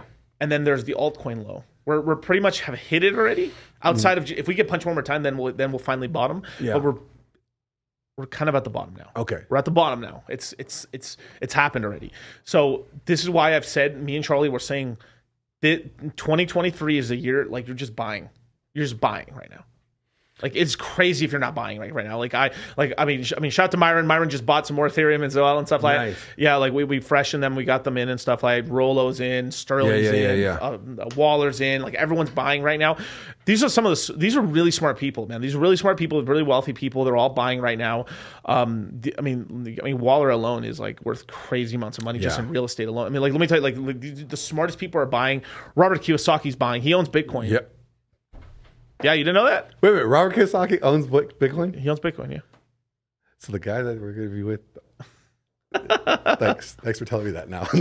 Now I'm nervous. All right, the guy from Shark Tank, right? As an example, what's his name? Kevin O'Leary, right? Yep. Dude pretends he doesn't know anything about crypto. So there's interviews of him back in like early 2013, 2014, like knowing everything about Bitcoin. Like I was impressed. I was like, holy shit, this guy knows SHA-256 mining algorithm. He knows the inflation rate. He knows how many coins there is. This is a great time to be buying. The price is low. And then in 2016, 2017, he's like, oh, crypto's bullshit. It's a scam. It's horse crap. Or like, and even in the bear, and then in the bear markets too, he's like shit talking it. And then once the bull market, basically what these guys do is they pretend they don't know anything. They FUD it out, which is fear, uncertainty, doubt. They crash the prices. And then what they do is, they're buying there. They buy it all up. So they know people are watching them. So they stop the normal people from like, yeah, right. I mean, he's saying it's dog shit. It is dog shit, right? And then the price. Then they're just scooping up millions of dollars of this stuff. Then when there's like, and they're getting it at a dirt cheap price. Then they. Oh wow. Yeah, like these are some real hustlers. There's some real hustlers like Warren Buffett. You know, Charlie Munger. It's mostly Charlie Munger. I don't have it. But Warren Buffett and Charlie Munger don't like Bitcoin. They don't like crypto industry. But then they own banks. All their banks are investing in crypto right now. So it's like, so what the fuck are they talking about? So anybody that tells you that they don't like crypto, just know that they love it. Yeah. So I got a question here for you. Okay. Though. Here's a question that came in from the lovely lady in the back. She asks, hold on, let me get my phone open. She's like, when do you know is a good time to rebuy crypto? Who? She asks. Oh, when's a good time? Okay. Once when the news is like crypto's down this much, oh, it's so horrible, it's dead in the morning. They're saying it's dead. Chef's kiss. So if there's websites we can give you here and stuff. If you just look like, oh, it's most of these cryptos are down 80%, 90%, good time to buy. Nice. Right. If they're like, Bitcoin today just cracked $100,000. This is the beginning of a new bull market. That like you start hearing if you see Bitcoin everywhere, it's like, oh, we're getting close to like where it's gonna. When it's getting so hot, everyone's talking about it. Everyone That's has an when you NFT. sell. That's when you start selling. You don't sell like there's a bit of there's time. The thing is there's timing. So is it like a rule of thumb, like you sell like maybe like 20%? Yeah. Like so, kind of like the way like one thing we're really looking at is kind of like the total market cap of crypto. So this is where it's not just luck. It's some skill and it's experience in the market and stuff like that. But the last bull market. So right now the total market cap of crypto is about $1 trillion. $1 trillion, right? And we're a small industry. Gold's 100 trillion plus. Yeah. So that's why I'm telling you, even if you own even 0.000000025% of a coin, and that coin owns this much, it doesn't take a lot to change your life, because it's like a trillion's 1,000 billion. Yeah. Right. And a billion's 1,000 million. We're talking like thousands and thousands of millions of dollars, and most people don't even have like the average American. And I would even say the world citizen, the average world citizen, right, doesn't have $500 in their bank account. That's true. That's some real shit, and and a lot of them are in credit card debt. Yeah. So imagine you get to this point where you're ROI positive. Like this is kind of like the book, like the greatest. I mean, I think The Richest Man in Babylon. There's like these things of paying yourself first and stuff. Obviously within legal reasons. I mean, don't like not pay your workers, but sweatshops and stuff. But like you go make this money in the market, and then you put some money away from the future, and that's why like 10%, because everyone can do 10% no matter. I don't care how much money you make. Like I there was a time when I was homeless. I was homeless, living out of Kyle knows. Kyle, yeah, like. Hey, yeah, you know what? I was homeless too. Like, I think all the greatest start from being homeless. Yeah. Because like how hungry you are. Yeah. And like you never I think once you're homeless, you never lose that like hunger drive. Right. It's like you could be as wealthy as you are. You're set. But even as good as like wealthy you are, I'm still getting more. You're starving. Yeah, I'm starving. Like you want more. Look at his belly. I don't even drink lean. Burr. But it's just like so. Basically, the market cap of crypto is $1 trillion right now. Barely like 1.3, 1.1, somewhere in that $1 trillion mark. Last bull market in 2020. So the way we call every cycle is like the year it kind of like peaked. That's the year. So like the cycle of 2017, the cycle of 2021, that's kind of how like is it every 4 years? Every 4 years, yeah. Oh wow! So that could change. It might go to 5 now, 6. But right now, historically it's been 4 years. 4 year cycle. Wow. Yeah, like a year and a half of dog shit, a year and a half of good, and 6 months of just nice, euphoric, because that's 6 months when it's going crazy. I mean, it's just your print money. Like there's like times like allegedly, I don't know who this person is, but let's just say I know somebody and stuff real close to me. That was like you were yield farming like 50,000 a day. Like, so you were able to just invest into coins, and then it was just kicking out $50,000 every single day. Like it's crazy. Like this person would tell me that they would go out, they would deposit money into these protocols, and then they would go take a piss, come back, and they'd be up $15,000 or $1,500. And like that at the peak of the market, that's. I want to go take a shit. That's only $50,000. That's only, and that's on some money. You know, it's a couple $100,000, but still, like you have to. But still, like even a normal guy with like that's got like $5,000-$10,000 is still probably he's kicking out like serious dough. Yeah. Still like $200-$300 a day, $400. So it's for everybody. It's equal opportunity, but it lasts 3 months. It's like a Goldilocks perfect zone where it's like. But what you're saying, like, there's no reason for anybody to be broke anymore. Basically, but if you really want it, that's also always been true about everything. Like if you really want it, you can get it. But in this time in this digital era now, right? In the way that we are able to create revenue and create currency, like with Bitcoin and you know Ethereum, if you could invest 10%. Here's the pastor in me, right? Because the tithing. Every Sunday, right? You get to give this. The Lord gives you the 10%. You need to give your 10% to the Lord. Well, how about you take a 10% of that, and then if you can invest 10%, right, into the church, like you could also invest like your Starbucks, right? You could just stop eating Starbucks for a month, right, and you could add that to your Bitcoin, and then that can make you. No, so there's all. Give me 1 second. We're about to get some education here, people. We're about to get educated here. Hey, this is Crypto 101 for this old millennials that don't know how to do it. This is why they call me Hex Jesus, right? Here we go. Here's the Bible. So, well, I don't know about the Bible, but like this is a book I bought like when Grant Cardone came out with this, right? It was just it's a dumb little pamphlet book. I bought it literally within a month of him coming out with this. So It was like $5. Basically, it was like this millionaire booklet, right? Where like it just tells you like how to make money and stuff, but it's mostly just mantras, really. Like if you look at this right here, right? Like it just tells you like what's a smart thing to do, right? If I want to make $1 million, right? It's $50,000. I make $50,000 a year for 20 years to make $1 million. Or if I make $100,000 a year, it's 10 years. If I make $250,000, it's 4 years. So, right, you want to earn $1 million. So imagine you have to earn $114 an hour every hour of every year for the year. So imagine that you like don't get any sleep and you're earning $114 an hour for 24 hours for a whole year. That makes you $1 million. Wow. Yeah. But you know that's not sustainable. That's not exactly. That's the whole. That's the whole thing. So this is why like. So it just tells you like how stupid some of the math is for some people. Like it's like you have to come out with like something where you can get scale. Scale is one of the things that I've learned. Or it's like YouTube scale, like basically a way for you to be able to broadcast yourself. The squeaky wheel gets all the grease. Yeah. Right. There's a classic thing, right? So I bought this booklet right here. Because this basically what this did is just put money on my mind. Like it just kept the whole thing is just like remembering. Even if you got ADD, right? You read like I kept like the reason the book's so I'm shocked there isn't like more Cheeto stains on this. I mean for real, I'm really shocked. No, the real question is it hot Cheetos or regular Cheetos? Oh, hot Cheetos, the extra hot. Did you put a little bit of lime on it? No, I wasn't that paisa. I wasn't that paisa and stuff, but I would always get the extra hot ones and stuff. Shout out to the boys. But like so. I got this booklet at the time. My business, I was not making $1 million.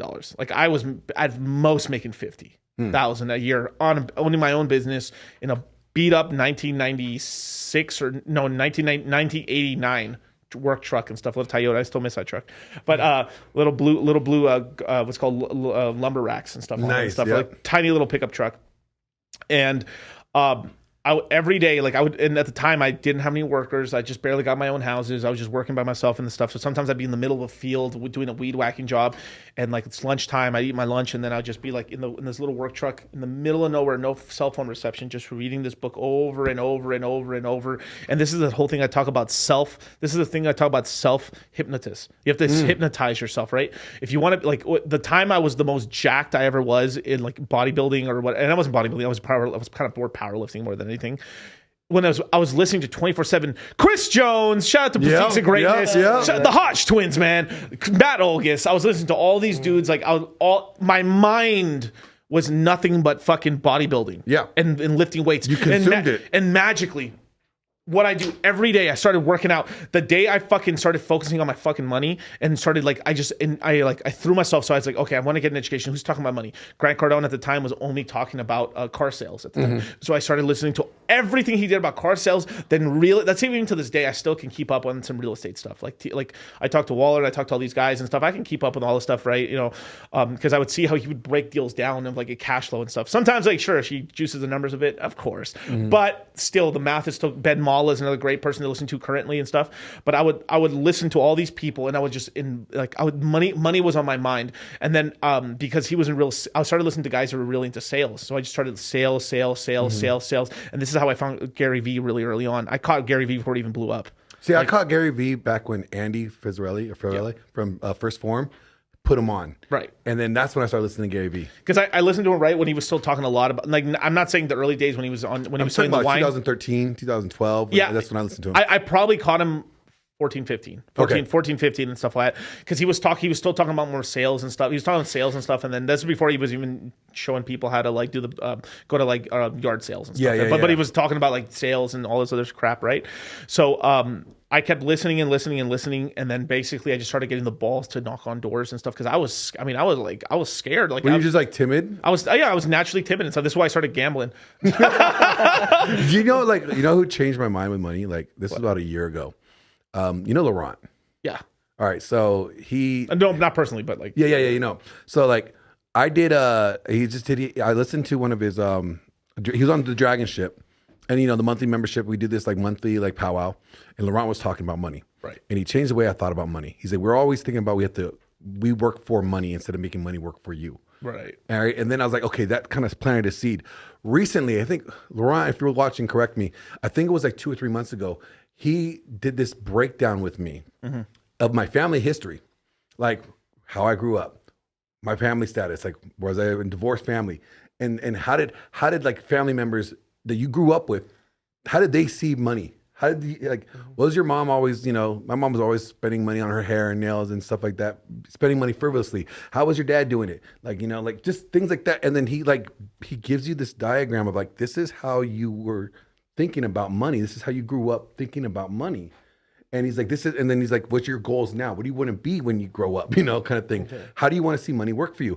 And then he goes, and he shows you these two like contrasts of how you view money now, or what you want money to be, and how you viewed it growing up, and why you have that struggle. Right. You know, and like the way that he did it was really neat. I would love for you guys to connect and like so he could show you that. Yeah, for sure. I'll definitely talk to him. I'll have him on the stream and stuff. Yeah, like it was a great breakdown. But in the way that he did it, it kind of got me turned on more to your stuff. Right. Like and how to make money work for you, how to invest in it. Because he was teaching me like, hey, you have to learn how to invest correctly and how to do it wisely.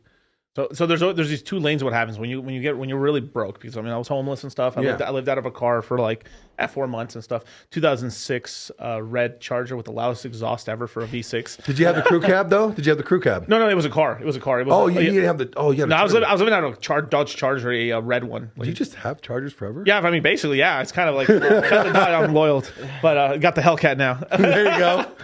But so yeah, we were living out of the car, me and my girl and stuff like that, and yeah, it just is what it is, you know, like saving up money and stuff. And then from there, I was able to buy tools and stuff and get everything off the, you know, but there's also the thing too. I still had like family help to like here, like I shout out to my uncle and stuff. He gave me the first couple of houses to start off. And then from there, I kind of built everything up from there. Right. So there is that whole thing too of like, you know, there's luck, there's hard work and stuff, but also too, if your family's a little bit in the industry, I could always like, this is the one good thing is like, I could always like, how do I do this? How to do that? And YouTube for that stuff wasn't very prevalent back then. Now it is. There's like, now you can find just about everything like grass installs and everything like that.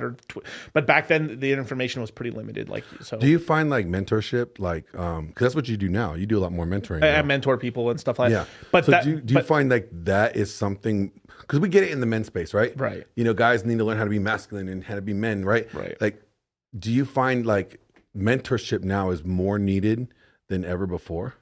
Yeah, pretty much and stuff. It's just the thing is most people don't know how to get. So obviously, I have it for like as a business, so I can help people. So this is why it scales so well and stuff. But there's a lot of people who are very successful in certain industries where they're not trying to do that at all, right? So it's kind of like Greedy.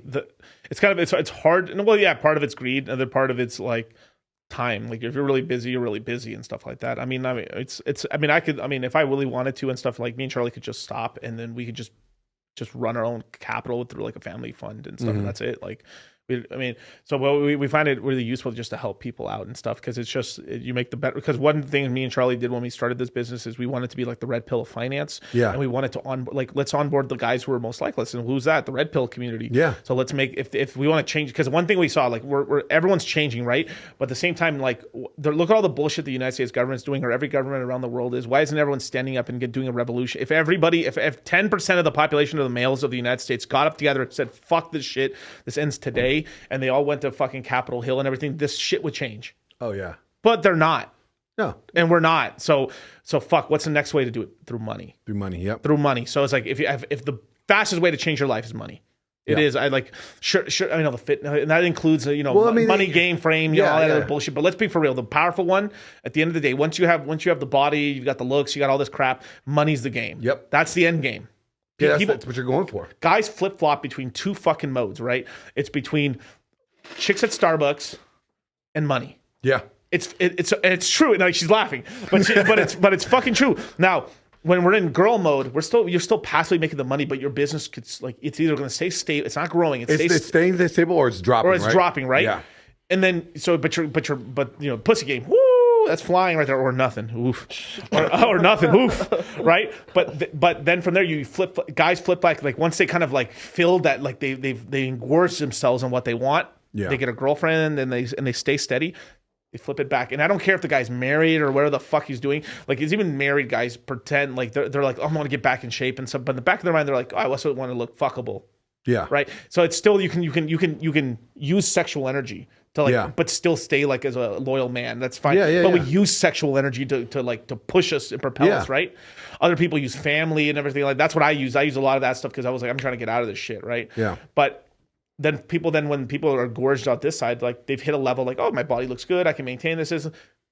Let me switch back to money. And then this is where we ping pong as men all our lives between these two modes. You don't think there's a proper way to have a balance to it, a balanced approach? Or is that the way we're trying to get to? I don't think, like, if I'm being honest, like, yes, you could balance it. But if I'm being honest, anyone who does anything is not balanced at all. My life is not balanced. Yeah, and anyone successful is not balanced at all. Yeah, no. We're not balanced. Like if you're not you're not on the Olympia stage balanced. No, because you're sacrificing something. Right. You have to sacrifice something in order to get to the top level, right? So if you're in the top level of your money game, then it means you're sacrificing your free time, you're sacrificing your family time, you're sacrificing your gym time to stay on top of that hustle, right? Same thing with the gym. If you're in the gym and you're competing, for the Olympia, you're not going to barbecues. You're not going to clubs. You're not drinking. Going out with your friends to go eat. No. There's no Netflix and chill. Yeah. Right. It's like in the gym doing treadmill and chill. But the thing is like I call it a deal with God, not deal with the devil. Like deal with devils, everyone understands, right? But I'm trying to bring this whole deal with God, right? Like there's this whole thing, right? Like one of the things that like. For me, I'm always a night owl and stuff. I think I've told you this. Like, I'm a night owl and stuff. So back when I started working for myself and I could run my own businesses, my parents would get so pissed off at me doing this shit. But like, because my dad, like family wise, right? Every guy in my family was a business owner. Nice. You had the hustler ambition. Yeah, everybody, everyone was a jefe, un jefe or whatever, right? Everyone had jefes, jefe the jefes, right? Jefe. Yeah, so every uncle of mine, every male in my family ran their own business, had their own workers, and they were in different segments, all in real estate, right? From landscaping, construction, masonry, electrician. I mean, electrician was the only one, plumbing, but like everything, right? Except for HVAC. So did you have an uncle that had a plumbing company called Sancho Lays Pipe? Probably. Well, we do have some kids out of wedlock. Hey, I'm not saying anymore. Anyway, shout out to my grandfather who found out we have an auntie. Yeah. Oh, But older than my Anyway, I'm spilling like family juice. Family shit. It's not Maury. but so that was my archetype. So in my head, I was like, well, because they push this lie of going to college so much, this college shit, go to college, and I had this guilt because I'm like, I'm the oldest right now, and like I'm like I could go to college, but then my heart was telling me no. Like my gut was telling me don't go. Like I'm not gonna like it. I don't. And whatever I was studying, like I was just seeing. And I love my friends, but I could just see like it wasn't gonna work for them. But like I wasn't gonna stop them from going to college. Like so, it's kind of like this one thing where like it's kind of like they're gonna do bad, but like maybe not. Maybe like they're gonna hustle and. Well, it's like what is the purpose of college now, right? I mean, I'm not trying to like downplay college because I think college is great, but like we were at dinner or lunch yesterday with a director friend of mine. And I told him like, yeah, I'm enrolled in a Full Sail. Yeah, whoops. Where were you? Yeah, I was supposed to be at that. I couldn't make it, man. I'm sorry, bro. We were chatting and like, I was telling him, yeah, I'm in Full Sail now, finishing up the cinematography degree. And he's like, bro, you don't need it. He's like, and he showed us the scene that I told him like, he's like, we're trying to figure out the scene in this movie, how we're going to shoot this scene, right? The guys are walking out of the liquor store and we had to show this reveal of like this guy getting confronted and beaten up. And I play one of the guys that beat him up, right? And he's like, how we're going to figure this out? I took my cell phone out. I went like this. I was like, bro, you do it like this. And I'm following him and I'm doing this with him. And I showed him the playback. He goes, that's exactly how he shot it. And he even told my old lady, like, he's like, he doesn't need to go to college for this. He's like, you're a director. You have this. You know what to do. And where did I learn it from? YouTube. Yeah. So everything's on YouTube, you guys. Yeah, everything that we need to know. So is college necessary as it was? No. I would say, and I'll let Kyle talk about this as well and stuff. Like, I'd probably say like 95% of college degrees, total horseshit. Bullshit. Yeah. Total bullshit. I know so many people that are doing psychology or kinesiology and other shit like that. And that's like, I mean, I understand kinesiology, but because that's physical. But being completely honest, but you have to mix it with something else. Yeah, mix it with something else. It's like most of these people want to be physical trainers or physical fitness trainers or physical therapists or all this other stuff. But I mean, I learned all that shit, and you guys are still at school. Yeah, it's like at the end of the day, it's like, what are you actually learning, and how are you going to apply it? These degrees are basically they make you. So basically, it's imagine you own the LLC, you have the corporation, you have all the stuff to sell, and you don't have a storefront. That's what it is. So that's the main thing is like people they don't start like you don't have a storefront. One of the best things you can do if you do have a psychology degree, go start a YouTube channel, do that stuff, and you could actually make a digital practice online. Yeah. But this is what I'm saying is like you're gonna have to start this one like the YouTube hustle. And by hustle I mean the YouTube fucking lane. Yeah. Is still it's vast and open. It's been around for such a long time. I know there's Twitch and all this other stuff, but basically find where you fit in. Yep. If you're not pushing yourself outside of like you have a physical business and you're doing really well. Yeah. But if that's not working for you, get a social presence, man. Because if you're not, this is why I tell all my guys, go make an Instagram, go make a YouTube, go make a Twitter and stuff like that. And make your link. Doesn't have to be crypto. Talk about what you want to talk about and stuff like that. And over time, you'll end. I think live streams are the way. Really, if you can do 3 a week, but it depends on your strategy. Some people decide like they're just gonna launch a bunch of videos a day. That's perfect. Yeah. So whatever you do, it's consistency. As long as you're dropping multiple videos a week, people like they start getting it's the psychosis, not psychosis, but like sort of. But it's kind of like they kind of get familiar with you become a part of the routine. Right? Yeah. You become part of the routine. They like, oh yeah. So they start watching you, and eventually, what ends up happening is that. It's sort of like a bill. It takes like I forgot how many times. Like you have to see a certain ad like 55 times or 100 times passively for you to think, hey, should I buy that? Yeah. Right. So it's like you have to see Coca-Cola ads, Coca-Cola, and then it was like, you want a soda, and you're like, because you're in this beta wave or you're in this alpha wave or you're just not even paying attention. You're like, so your brain goes like. Because your brain's going through all these memories of stuff, so you're getting shown all day. Like all the memories of Coca-Cola. You know the memory of Coca-Cola come to my head? What? Bears? I think of Michael Jackson's hair catching on fire. That's Pepsi, I think. Okay, that's why I don't drink Pepsi. Oof. Yeah. No, shout out to Boogie, man. But like, no, you're right. It's like you develop your social presence, and whether even if it's like a minute video or a YouTube short or something, you're establishing your presence, and people get used to and familiar with you. You know, it's like what happens when they disappear. You guys remember what happens to Sons of Anarchy after season 7? Like, dude, I was depressed. Like I was distraught. I was like, Shout out to Game of Thrones. He's just writing out like us. Doing the same thing that happened from the beginning. What we were dealing with, the problems from the beginning, is what he ended up with. Exactly. But it's just like, when you watch shows like that, and this is where I think like media, like filming and YouTube and Red Pill could actually really combine. And I think if the next wave, right, it's going to be that entertainment aspect. Right. And Rollo talks about like the different like archetypes in the space.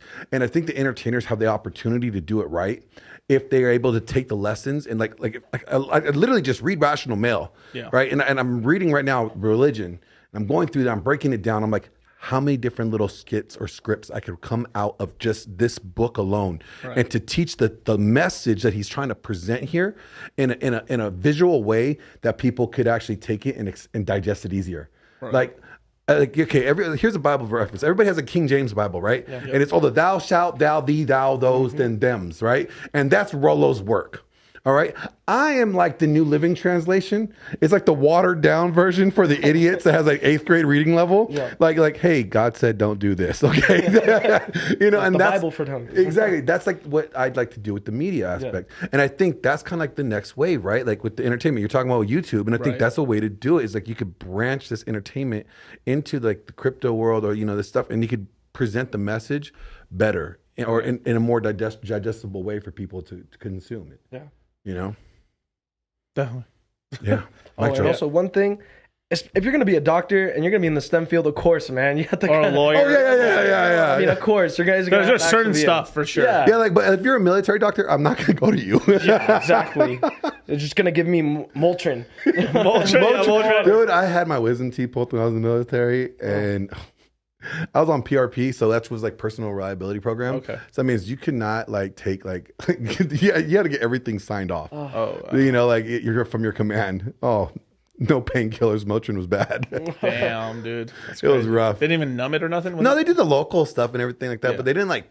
They don't put you under like, any major surgeries. You have to get approved of. You even had to get approved of the taking Advil or aspirin while you're on shift. Right, because you're owned and enslaved. Yeah.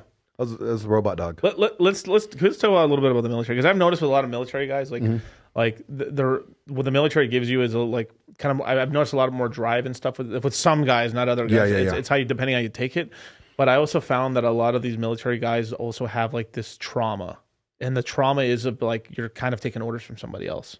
Yeah. So as a man, I'm like, because I've noticed it enough. She's looking at me. She's like, watch. She's about to say some shit. Well, there's some mental, because I've noticed it even in the crypto community and stuff. Like I would say a lot of people that were in the military in crypto and stuff like that, they have a shorter fuse basically, as well as they have a shorter fuse, right? But why are you telling on me right now? Well, I mean, I'm just saying the truth, because like I'm gonna be because we're all being truthful here, right?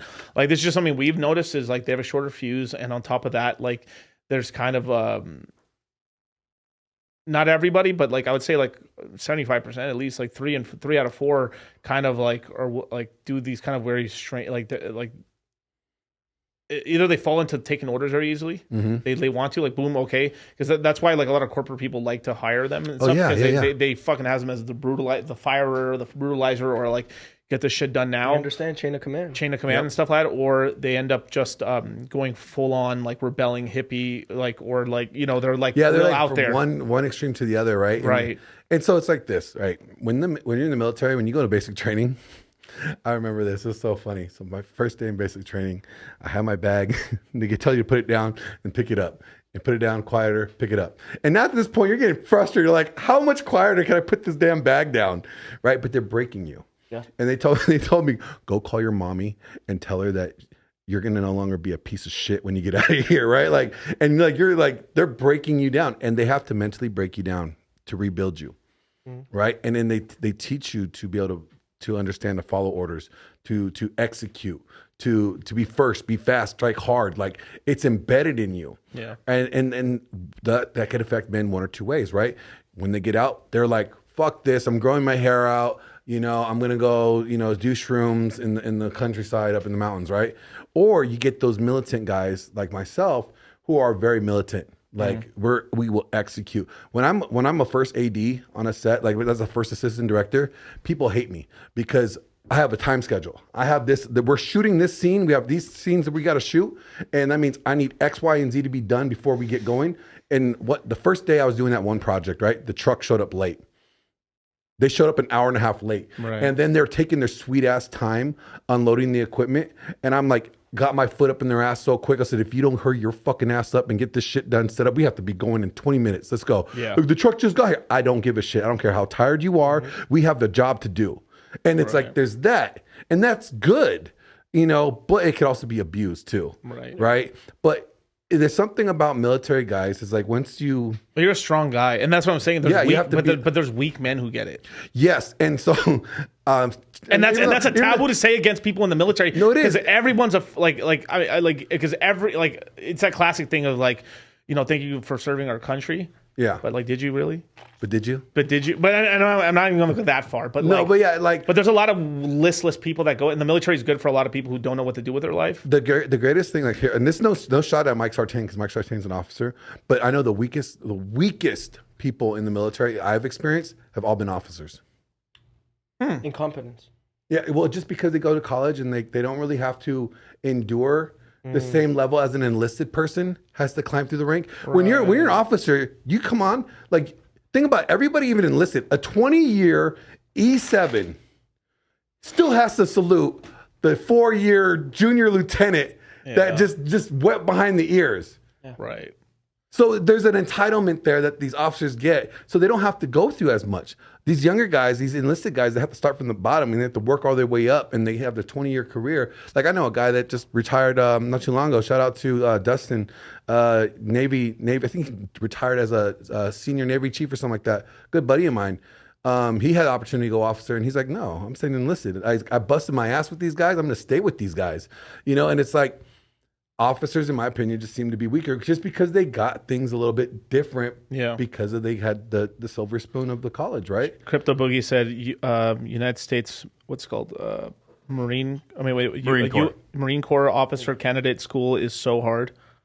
Well, I don't know about the Marines. You know, I don't know about the Marines. I didn't even ask. So I was Air Force. I did Force. pararescue. So Got you. And then I did a security forces after I got injured, and then I just did that. And I was a corrections officer. Got you. So I used to go to prison every day for a living.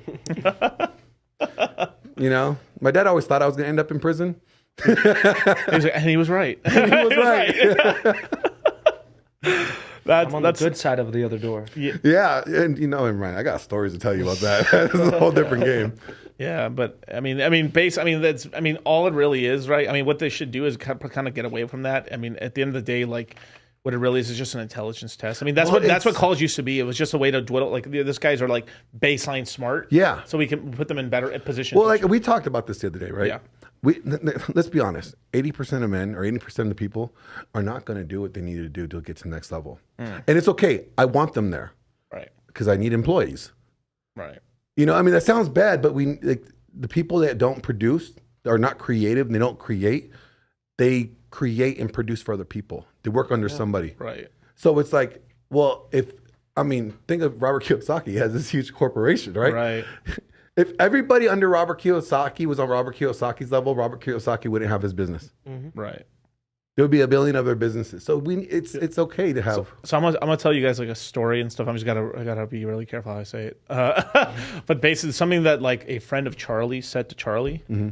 So a friend of Charlie said like it was a coworker from Japan that said this, right? And I'm not sure if he's Japanese. I think he was a white boy, but like whatever he was, right? Japanese or not. And he was like. He saw obviously back when MLD and them used to work together, they left the corporation, they started YouTubing, and then now they've seen like how successful Charlie is, right? And he had like lunch or dinner with him and stuff, and he told Charlie, he's like, even knowing how successful he was going to, because this guy makes like okay money, but it's like nothing crazy, a couple $100,000, right? He's like, even knowing how successful you were going to be, Charlie, and if I could have done the exact same thing, I wouldn't have done it. Wow. You believe like it just like that's how wild it is, right? It's just like there's literally people who are like, I'm so scared of taking risk or doing anything. That's the problem. I'm so scared. Like I would, even knowing it was 100%, I just had to go and do it. I wouldn't have done it and I don't know whether it's just because like I don't want people to look at me that way or like this or that or whatever. Well, they don't want to look at it as a failure. Yeah. People are afraid of failing. I had a sergeant in the Air Force. His name was Sergeant Ramirez, right? And he locked me up in my my locker before, and he made me put coins in there because I used to like whistle and sing like rap songs and stuff like that in the day room. And he got pissed off at me and he put me in there, locked me up, put change in there, told me to be his jukebox. But he used to kick my ass all the time. And shout out to Sergeant Ramirez, I love him to death. He's a homie. But he taught me something, and it kind of instilled in me. He said, "With in doubt, whip it out." Gotta put that in the treasure trove. That was definitely. With and doubt, but meaning like when you don't just react, just act. Sometimes just pausing and freezing is worse than just reacting and making the wrong decision. You know, so it's like take the risk of failing, because then you do so, you're learning. And if you're successful, then you know what to do, right? Yeah. So too many guys are too afraid of taking the risk. Yeah. And they'd rather work for somebody like you who's willing to take the risk. Right. Right. You know, and it's like, and I kind of adopted that mentality, like, you know, and when it came to bodybuilding, oh yeah, I'm going to look like a fool being the fattest person on stage. No, I end up doing what I needed to do. Oh, getting into acting, you know how hard it is getting into acting? Is like harder than getting into the NFL. Yeah. You know what I'm saying? Like, and I got like 5 good movies under my belt and I'm still a nobody. Right. You know, like I got an IMDb, you can pull up my IMDb, and I got some good resumes. I got more credentials on there than most people, but I'm still a nobody. Right. I'm still grinding at it. It's still a work in progress, but I took the risk to do it. Right? I took the risk to go out there, audition, to look stupid and be told no. Right. And it was willing to do it. Guys no longer want to take the risk. They want the safe way. Right. And men, we're not supposed to be safe. We're not. And that was college, and that was the college route, and that was like, and that was that conveyor belt, because it's like I bet you, if not homeschooled, but if it was more of like a free sort of like, now I don't want to go hippy dippy, but like because everyone takes it that far. It's like, yeah, man, we got to be free, man. You know, it's got to be homeschooled, man. I don't really believe 100% in homeschooling unless you got it all like. I don't know. I would take homeschooling over like sending my kids to tranny school today. Well, yeah. Well, it also depends on where you live at and where you're going, because they're not teaching that tranny shit here in Vegas, but they're teaching it in San Francisco. Teaching in LA. They're teaching it in LA. And why these, like literally, like Vegas is literally becoming a mega city now. Yeah. And I'm seeing it, dude, because when I first moved here, the traffic wasn't that bad. The traffic's starting to get bad now. It reminds me of LA. It reminds me of the 5 freeway. And you know, it's funny, like I moved out here. I just moved out here like 2 weeks ago, right? Yeah. And I moved out here because I was reading somewhere that, like, after talking to all of you guys, but it was like within the next 3 years, Vegas is going to be the next booming production area for entertainment in the next 3 years. Yeah. And I was like, Mark Wahlberg already left Los Angeles. He started a studio out here in Nevada. Yeah. Who's next? I was like, I want to be on that next wave that's going to be doing it big out here. You know, so like Vegas is going to grow. Vegas is going to boom. It's going to be like LA in 3 years, and we're going to want to move. Well, I mean, we'll have to see. I mean, it will be what it'll be, right? I mean, then people next city's probably Scottsdale or whatever. Scottsdale, Arizona, yeah. Yeah. And then so they'll summing it up and stuff like that. I mean, it is what it is. It's just like people are just moving where the action is. Yeah. That's what it is and stuff. I mean, LA is pretty. I mean, I've hated LA since I was a kid already. I knew like since a kid, there's this vibrational energy, whatever the fuck you call it, as a kid, that I went out there and I was like, this city is trash. She hated it every day. I haven't told you the story about like how she moved from Washington to LA. Like, do you want to talk about Sneeko and Genuine Desire? Like, you know, like I told her, like, in order for us to work out and be together, she had to leave Washington and come live in LA. Like, she sold her house, she sold her career, she sold her business, and she moved out within 2 weeks. And like at 1 a.m. I'm like, that's Genuine Desire. Sorry, Sneeko. There's like logic and facts behind it, right? Yeah. Like Myron's a fax machine. Yeah. Oh. Yeah, see that? He's a fax machine, right? Like, you also don't see all the network, you don't see all the network connections and stuff like that. That show is successful because Fresh in the background is also interconnecting so many things in the background and stuff. He's everyone. It's not just that. And on top of that, they know their shit. They're also not like, their show isn't just the after hour show. You know what? I gotta tell you, I'll be honest. I don't really watch the after hour show.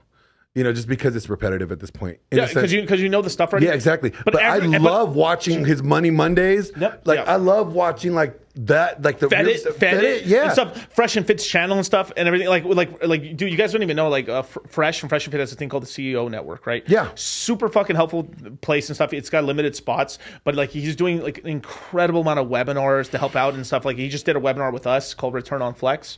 Nice. We were talking about if you're going to spend money on stuff, right? Like, cars, watches, and stuff, like which ones are worth it, which ones are not. Like, what are you trying to get out of it? Are you trying to be more like silent wealth versus like, I'm trying to get known? If you're trying to be a social media presence, of course, get a Lambo. Because I mean, and everyone knows like, oh, that's a Lambo. It's on like, but sometimes people spend a ton of money on cars that no one gives a single fuck about. Yeah, they'd appreciate. You know, like funny, like I know producers, big time Hollywood producers, drive up in what was she driving up in? Let's do the super chats. Yeah, she was driving in a 1998 Honda CRV. This lady has done over like 20, produced over 20 movies. She makes millions of dollars. And, you know, she drives around like rich people. Real rich people don't look rich. Yeah. Real rich people don't look rich. Like it's like the fake rich people seem like project like they're richer than they are. But real rich people, they don't like, when I saw, but they also stunt in secret ways. Like the thing, they will, like they play the clothes down, but like rich people spend money anyway. Like this is the thing that people don't know. Like I've been around really rich people, really. Like I rock New Balances, but I got a yacht. Yeah, it's like like Warren Buffett. Like you know, when the stock market, like this is the grift that he does. When the stock market's up, I go to McDonald's and I get a double cheeseburger with cheese. But when the stock market's down, I just get a hamburger, right? Like seriously, like all these guys do it when they get really rich. They're like, okay, I don't want to be a target. Let me turn it down. Yeah. Like what's it called? Bill Clinton, right? I mean, not Bill Clinton. Well, Bill Clinton too, but hey, be careful. Yeah, no, that's fine. I'm like, I totally don't want to rope myself. But like, what's his name? Bill Gates, right? Bill Gates just wears simple shit. Like he looks like some dude like you'd find at Costco wearing khakis and shit. And then the dude owns like tons of corporations and stuff. It's been a cutthroat businessman, does all this evil shit. He owns the most farmland. Yeah, and basically he's pushing everybody to get those damn shots, right? Yeah, right. And went to Africa and is basically sterilizing Africa. Yep. What? Yeah. I didn't hear all that. Bill and Melinda Foundation. Go look that shit up. Wow. And then same thing with Hillary and stuff. I don't want to kill myself, but I would. I'm in perfect. All I know is I saw what happened to Haiti. Yeah, we'll just leave there's that a lot of that. There's a lot of that crash. stuff going on and stuff like that, right? So a lot of these rich guys, they try to play it down, but they're fucking ass. Like, bro, they're all talking about fucking pussy and cars and shit and everything in private and stuff, or like when they're all business. And then finally, when they do relax, they're like fucking everyone else. They're talking about this and that, and like, I can't wait to go to here. This is why they pay for really expensive vacations to get away, so they can be rich assholes. Yeah, they all do it, bro. And like, I bet you if I got that mega rich, and you know shit, what? I'd just be on YouTube clowning it. No, I would take some vacations to be a mega asshole too. You know what I'm saying? Like, no, and like they're all the way they do it is they dress real normal, but they got a fucking crazy multi-million-dollar sports car in the back, or they got a fucking multi-million-dollar yacht and stuff. They dress the dressing normally. You're right. Like you can dress really nice, and there's nothing wrong with that and stuff. But when they do dress up nice, they have all the stuff. Yeah. They have a nice. This is why like they wear Patek Philippe's and shit. They're wearing if they didn't care about money, they're wearing like a fucking $400,000 watch. Yeah. Or they're rocking the fucking what's it called not Herman Miller's, but what they called Richard Mills and stuff. Herman Miller's a great chair, by the way. But Herman but these watches and stuff, $500,000 watches. They got homes on their wrists. Like, oh, I'm just a simple guy. I don't spend money. You guys are like, I see a lot of these guys also like shitting on guys like, why are you spending your money on this and this? And they have this fucking mega mansion. And the other thing too is like the main guy who makes all the money, right? Mm-hmm. He looks super simple, not wearing nothing, and their wife is like decked out. Yeah. And the wife is always the tall tale sign. Like it's very rare the wife isn't like splurging the fuck out. Oh yeah, and it's like, well, here's the question: like, how much of that you think like it's almost unavoidable when you become that super uber rich? Is it unavoidable? I don't know if it's really ever unavoidable. Glide because like you have to have security. Right. You have to like, so they're going on these like luxurious like, you know, estate, like, what was it? Kanye like rented out Disneyland for his daughter, right? For his birthday one year. It's like, I get why he did that. Well, yeah, because I wouldn't want my kids to be around all those people at Disneyland too. Yeah. Right? Because I don't want them to be a target. Like, is it really that bad? I say fame is a lot different than being with just straight money. Yeah. Because a lot of times that fame really you don't even have to be that rich to get targeted. Yeah. It's like that's the problem, especially with the internet now. Everything's accessible. So I'll say one last thing on this, like when people want to be acknowledged for what they did in their life, and because we're all vain like that. We all are somewhat vain, right? Like having children is vain. Basically, it's like well, what are they called? What are their kids called? Prodigy, or what's the fuck? Fuck trophies? Well, I was gonna go a little big right than that, but Shout out to Ryan Stone. Your progeny or your fucking like Legacy. legacy, right, and stuff, right? So we've always tried to do this shit, right? But when someone gets mega rich and shit, and they try to be humble, they'll like at some point they'll spurg out, like, because your brain's like, yo, you're being humble, I should be respected. I'm doing all this hard work, bro. You understand all this stuff? Like, That's false humility, though. yeah, it is because it's all a game and shit. It's like it's a lot of especially when you really make that much crazy money, where you're that rich, you've got to do like PR. It's like they have to project this level of false humility that they're really not like, oh, I really care about the children in Africa, but yeah, I'm only doing that for this week because I need a tax write-off. Yeah, right. It's I would love to see what would happen in America if you took away all the tax incentives for actually donating. See how to much people. real philanthropy actually happens. Exactly. Yeah. Nothing. No, not nothing. It'd be like There'll there's just still be some. there's hardcore Christians. There's people. Okay, yeah. PR. So the women and the children will still be taken care of, but we will still have homeless vets. Yeah, got it. Yeah, still, yeah. Crazy. Kyle, read the super chats. Man. Yeah, we got Rusty Fuel. The real gospel focuses on the Savior Jesus, not the popular topic of the day. So when people claims to be Christian, claims to be a Christian preacher, look at the main body of their work. It should be on Jesus, not popular topics of the day. Right. Absolutely. That's why they want to be popular. Yeah, they want to be part of like the trend. They want to be part of the culture war. They want to be part of the conversation. All right. Exactly. And then we got Crypto Bendy with $100. Sheesh. I'm one with the pulse, and the pulse is with me. I am with the pulse, and the pulse is with me. I'm a Catholic too, DCC. A bad one, though. Hey, the pulse is strong with that one. The pulse is strong with that, man. Well, right now, the pulse is at 10 right now. I think we're at 3.6 for PulseX. Great time to be DCAing. The one thing that I'm watching right now is, like, so obviously the sacrifice for what's called 9-inch just ended. They're going to have this token called the big bonus token, BBC. But my secret suspicion is that Richard's going to, who knows, like Richard might do something with it. If that ends up being successful, he might end up doing something to cut him out a little bit. Because basically Richard's going to try to like do upgrades and stuff to PulseX anytime someone launches a regular exchange, tries to fuck him. If you launch something that he doesn't have, he leaves you alone. Right. So if you try to go after any of the baby projects that he has and stuff, so if at the minute he creates his own wallet, you try to create a wallet, he's gonna fucking stiff arm you. He's gonna fuck you up, right? Obviously, you can fight back to it and stuff. You have to have Pepsis, you have to have Coca-Colas, and you have Pepsi Colas and stuff like that. But that's kind of what I'm seeing right now with that. So I'm watching the incentive token. The lower the price of the incentive token go, the more there's money less in the liquidity pools that you actually can start getting the prices kind of moving a little bit. So this is like, you're saying this is a good time to buy in the pulse. Yeah, it's a good time to get your bags, start DCAing, get some bags into it and stuff, because, I mean, a year from now, we're not going to care. You're going to be like, God damn it, I should have bought more while I was being Yeah, because I think when Marie said the other day, you said like if you buy even like $100 with a pulse, like right now you're going to be like $1 million in pulse coins or something like that. Yeah, it's like $100 buys you $1 million right now. That could very easily turn into $1,500, or it could turn into like $2,000, $3,000. Like I've seen and that sounds crazy for anybody that's not in the crypto space, but that's pretty normal returns. It's not like crazy. Like that happens very quickly. So it's just like that, man. But man, where can people follow you, man? They could find me at Glenn Lawrence _presents right there. You see that? Or Glenn Lawrence _presents. That's my Instagram. Or you can find my YouTube channel at Glenn Lawrence _presents. I have it in the title. You guys just click the blue stuff. You guys check me on Roll Zero on Saturdays. Sheesh. And on the Dragon Ship on Saturdays.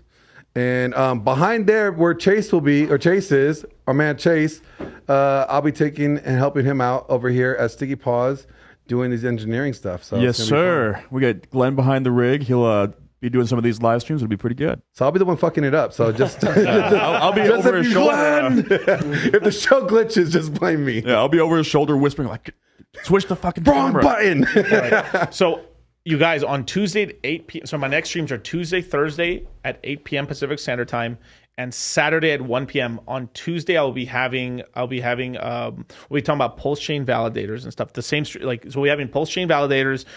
We might even have some extra stuff for the Citadel and the crypto mindset courses and stuff. Talking about that. Wait a minute. Hold on. We got another big thing here in August, right? What we got going on in August? Oh yeah, we have the crypto mindset Vegas party, man. What is going on, you guys? Share the screen. It is going live. You can get your tickets right now. The party will be August 5th through the 4th. It's going to be a great time here downtown Vegas and stuff. Don't you worry, you guys. Soon enough, we're upgrading the website. It's going to have a link to where you can get discount codes for hotels and everything. It's going to have descriptions and stuff. We are, you can already book your flights right now. That's fine. But we're going to have discount codes. Don't get your hotel just yet because we'll have everything out. But we might start limiting it because we have to discuss because we're starting to get lead capacity almost. So it's like, get your tickets now, man. It's time. If it's going quick. It's going quick, man. It's having August 5th is going to be the main party, and then try to stay for the whole weekend because we're going to have a ton of fun sort of stuff we're doing on Sunday and then Monday and stuff. So it's going to be a great time here in Vegas. And yeah, man, the last time we ended up renting a huge mansion. We had what did we have? I mean, basically we had all the fake gambling you could do and stuff like that. You have Texas Hold'em, craps tables, poker, blackjack. We ended up having roulette tables. We had DJs that played with the Black Eyed Peas. We had trapeze artists like literally swinging from the ceiling and stuff. We had Playboy body models, bartenders on every story of the 3-story building and stuff. We had mermaids in the pool. I wanted to get a fire breather, but they didn't allow us. They're like, no, that's a little too so much. the party was really fun. We had a bunch of good food and stuff, and it was a great time to hang out. And then the rest of the weekend was a bunch of degeneracy and fun and stuff like that. So definitely come through the party, you guys. It's in the description box below. But with that, man, thank you guys so much for joining me. I'll catch you guys on Tuesday at 8 p.m. and then Moon Gang tomorrow, man. Peace. Peace. You didn't have to cut me off.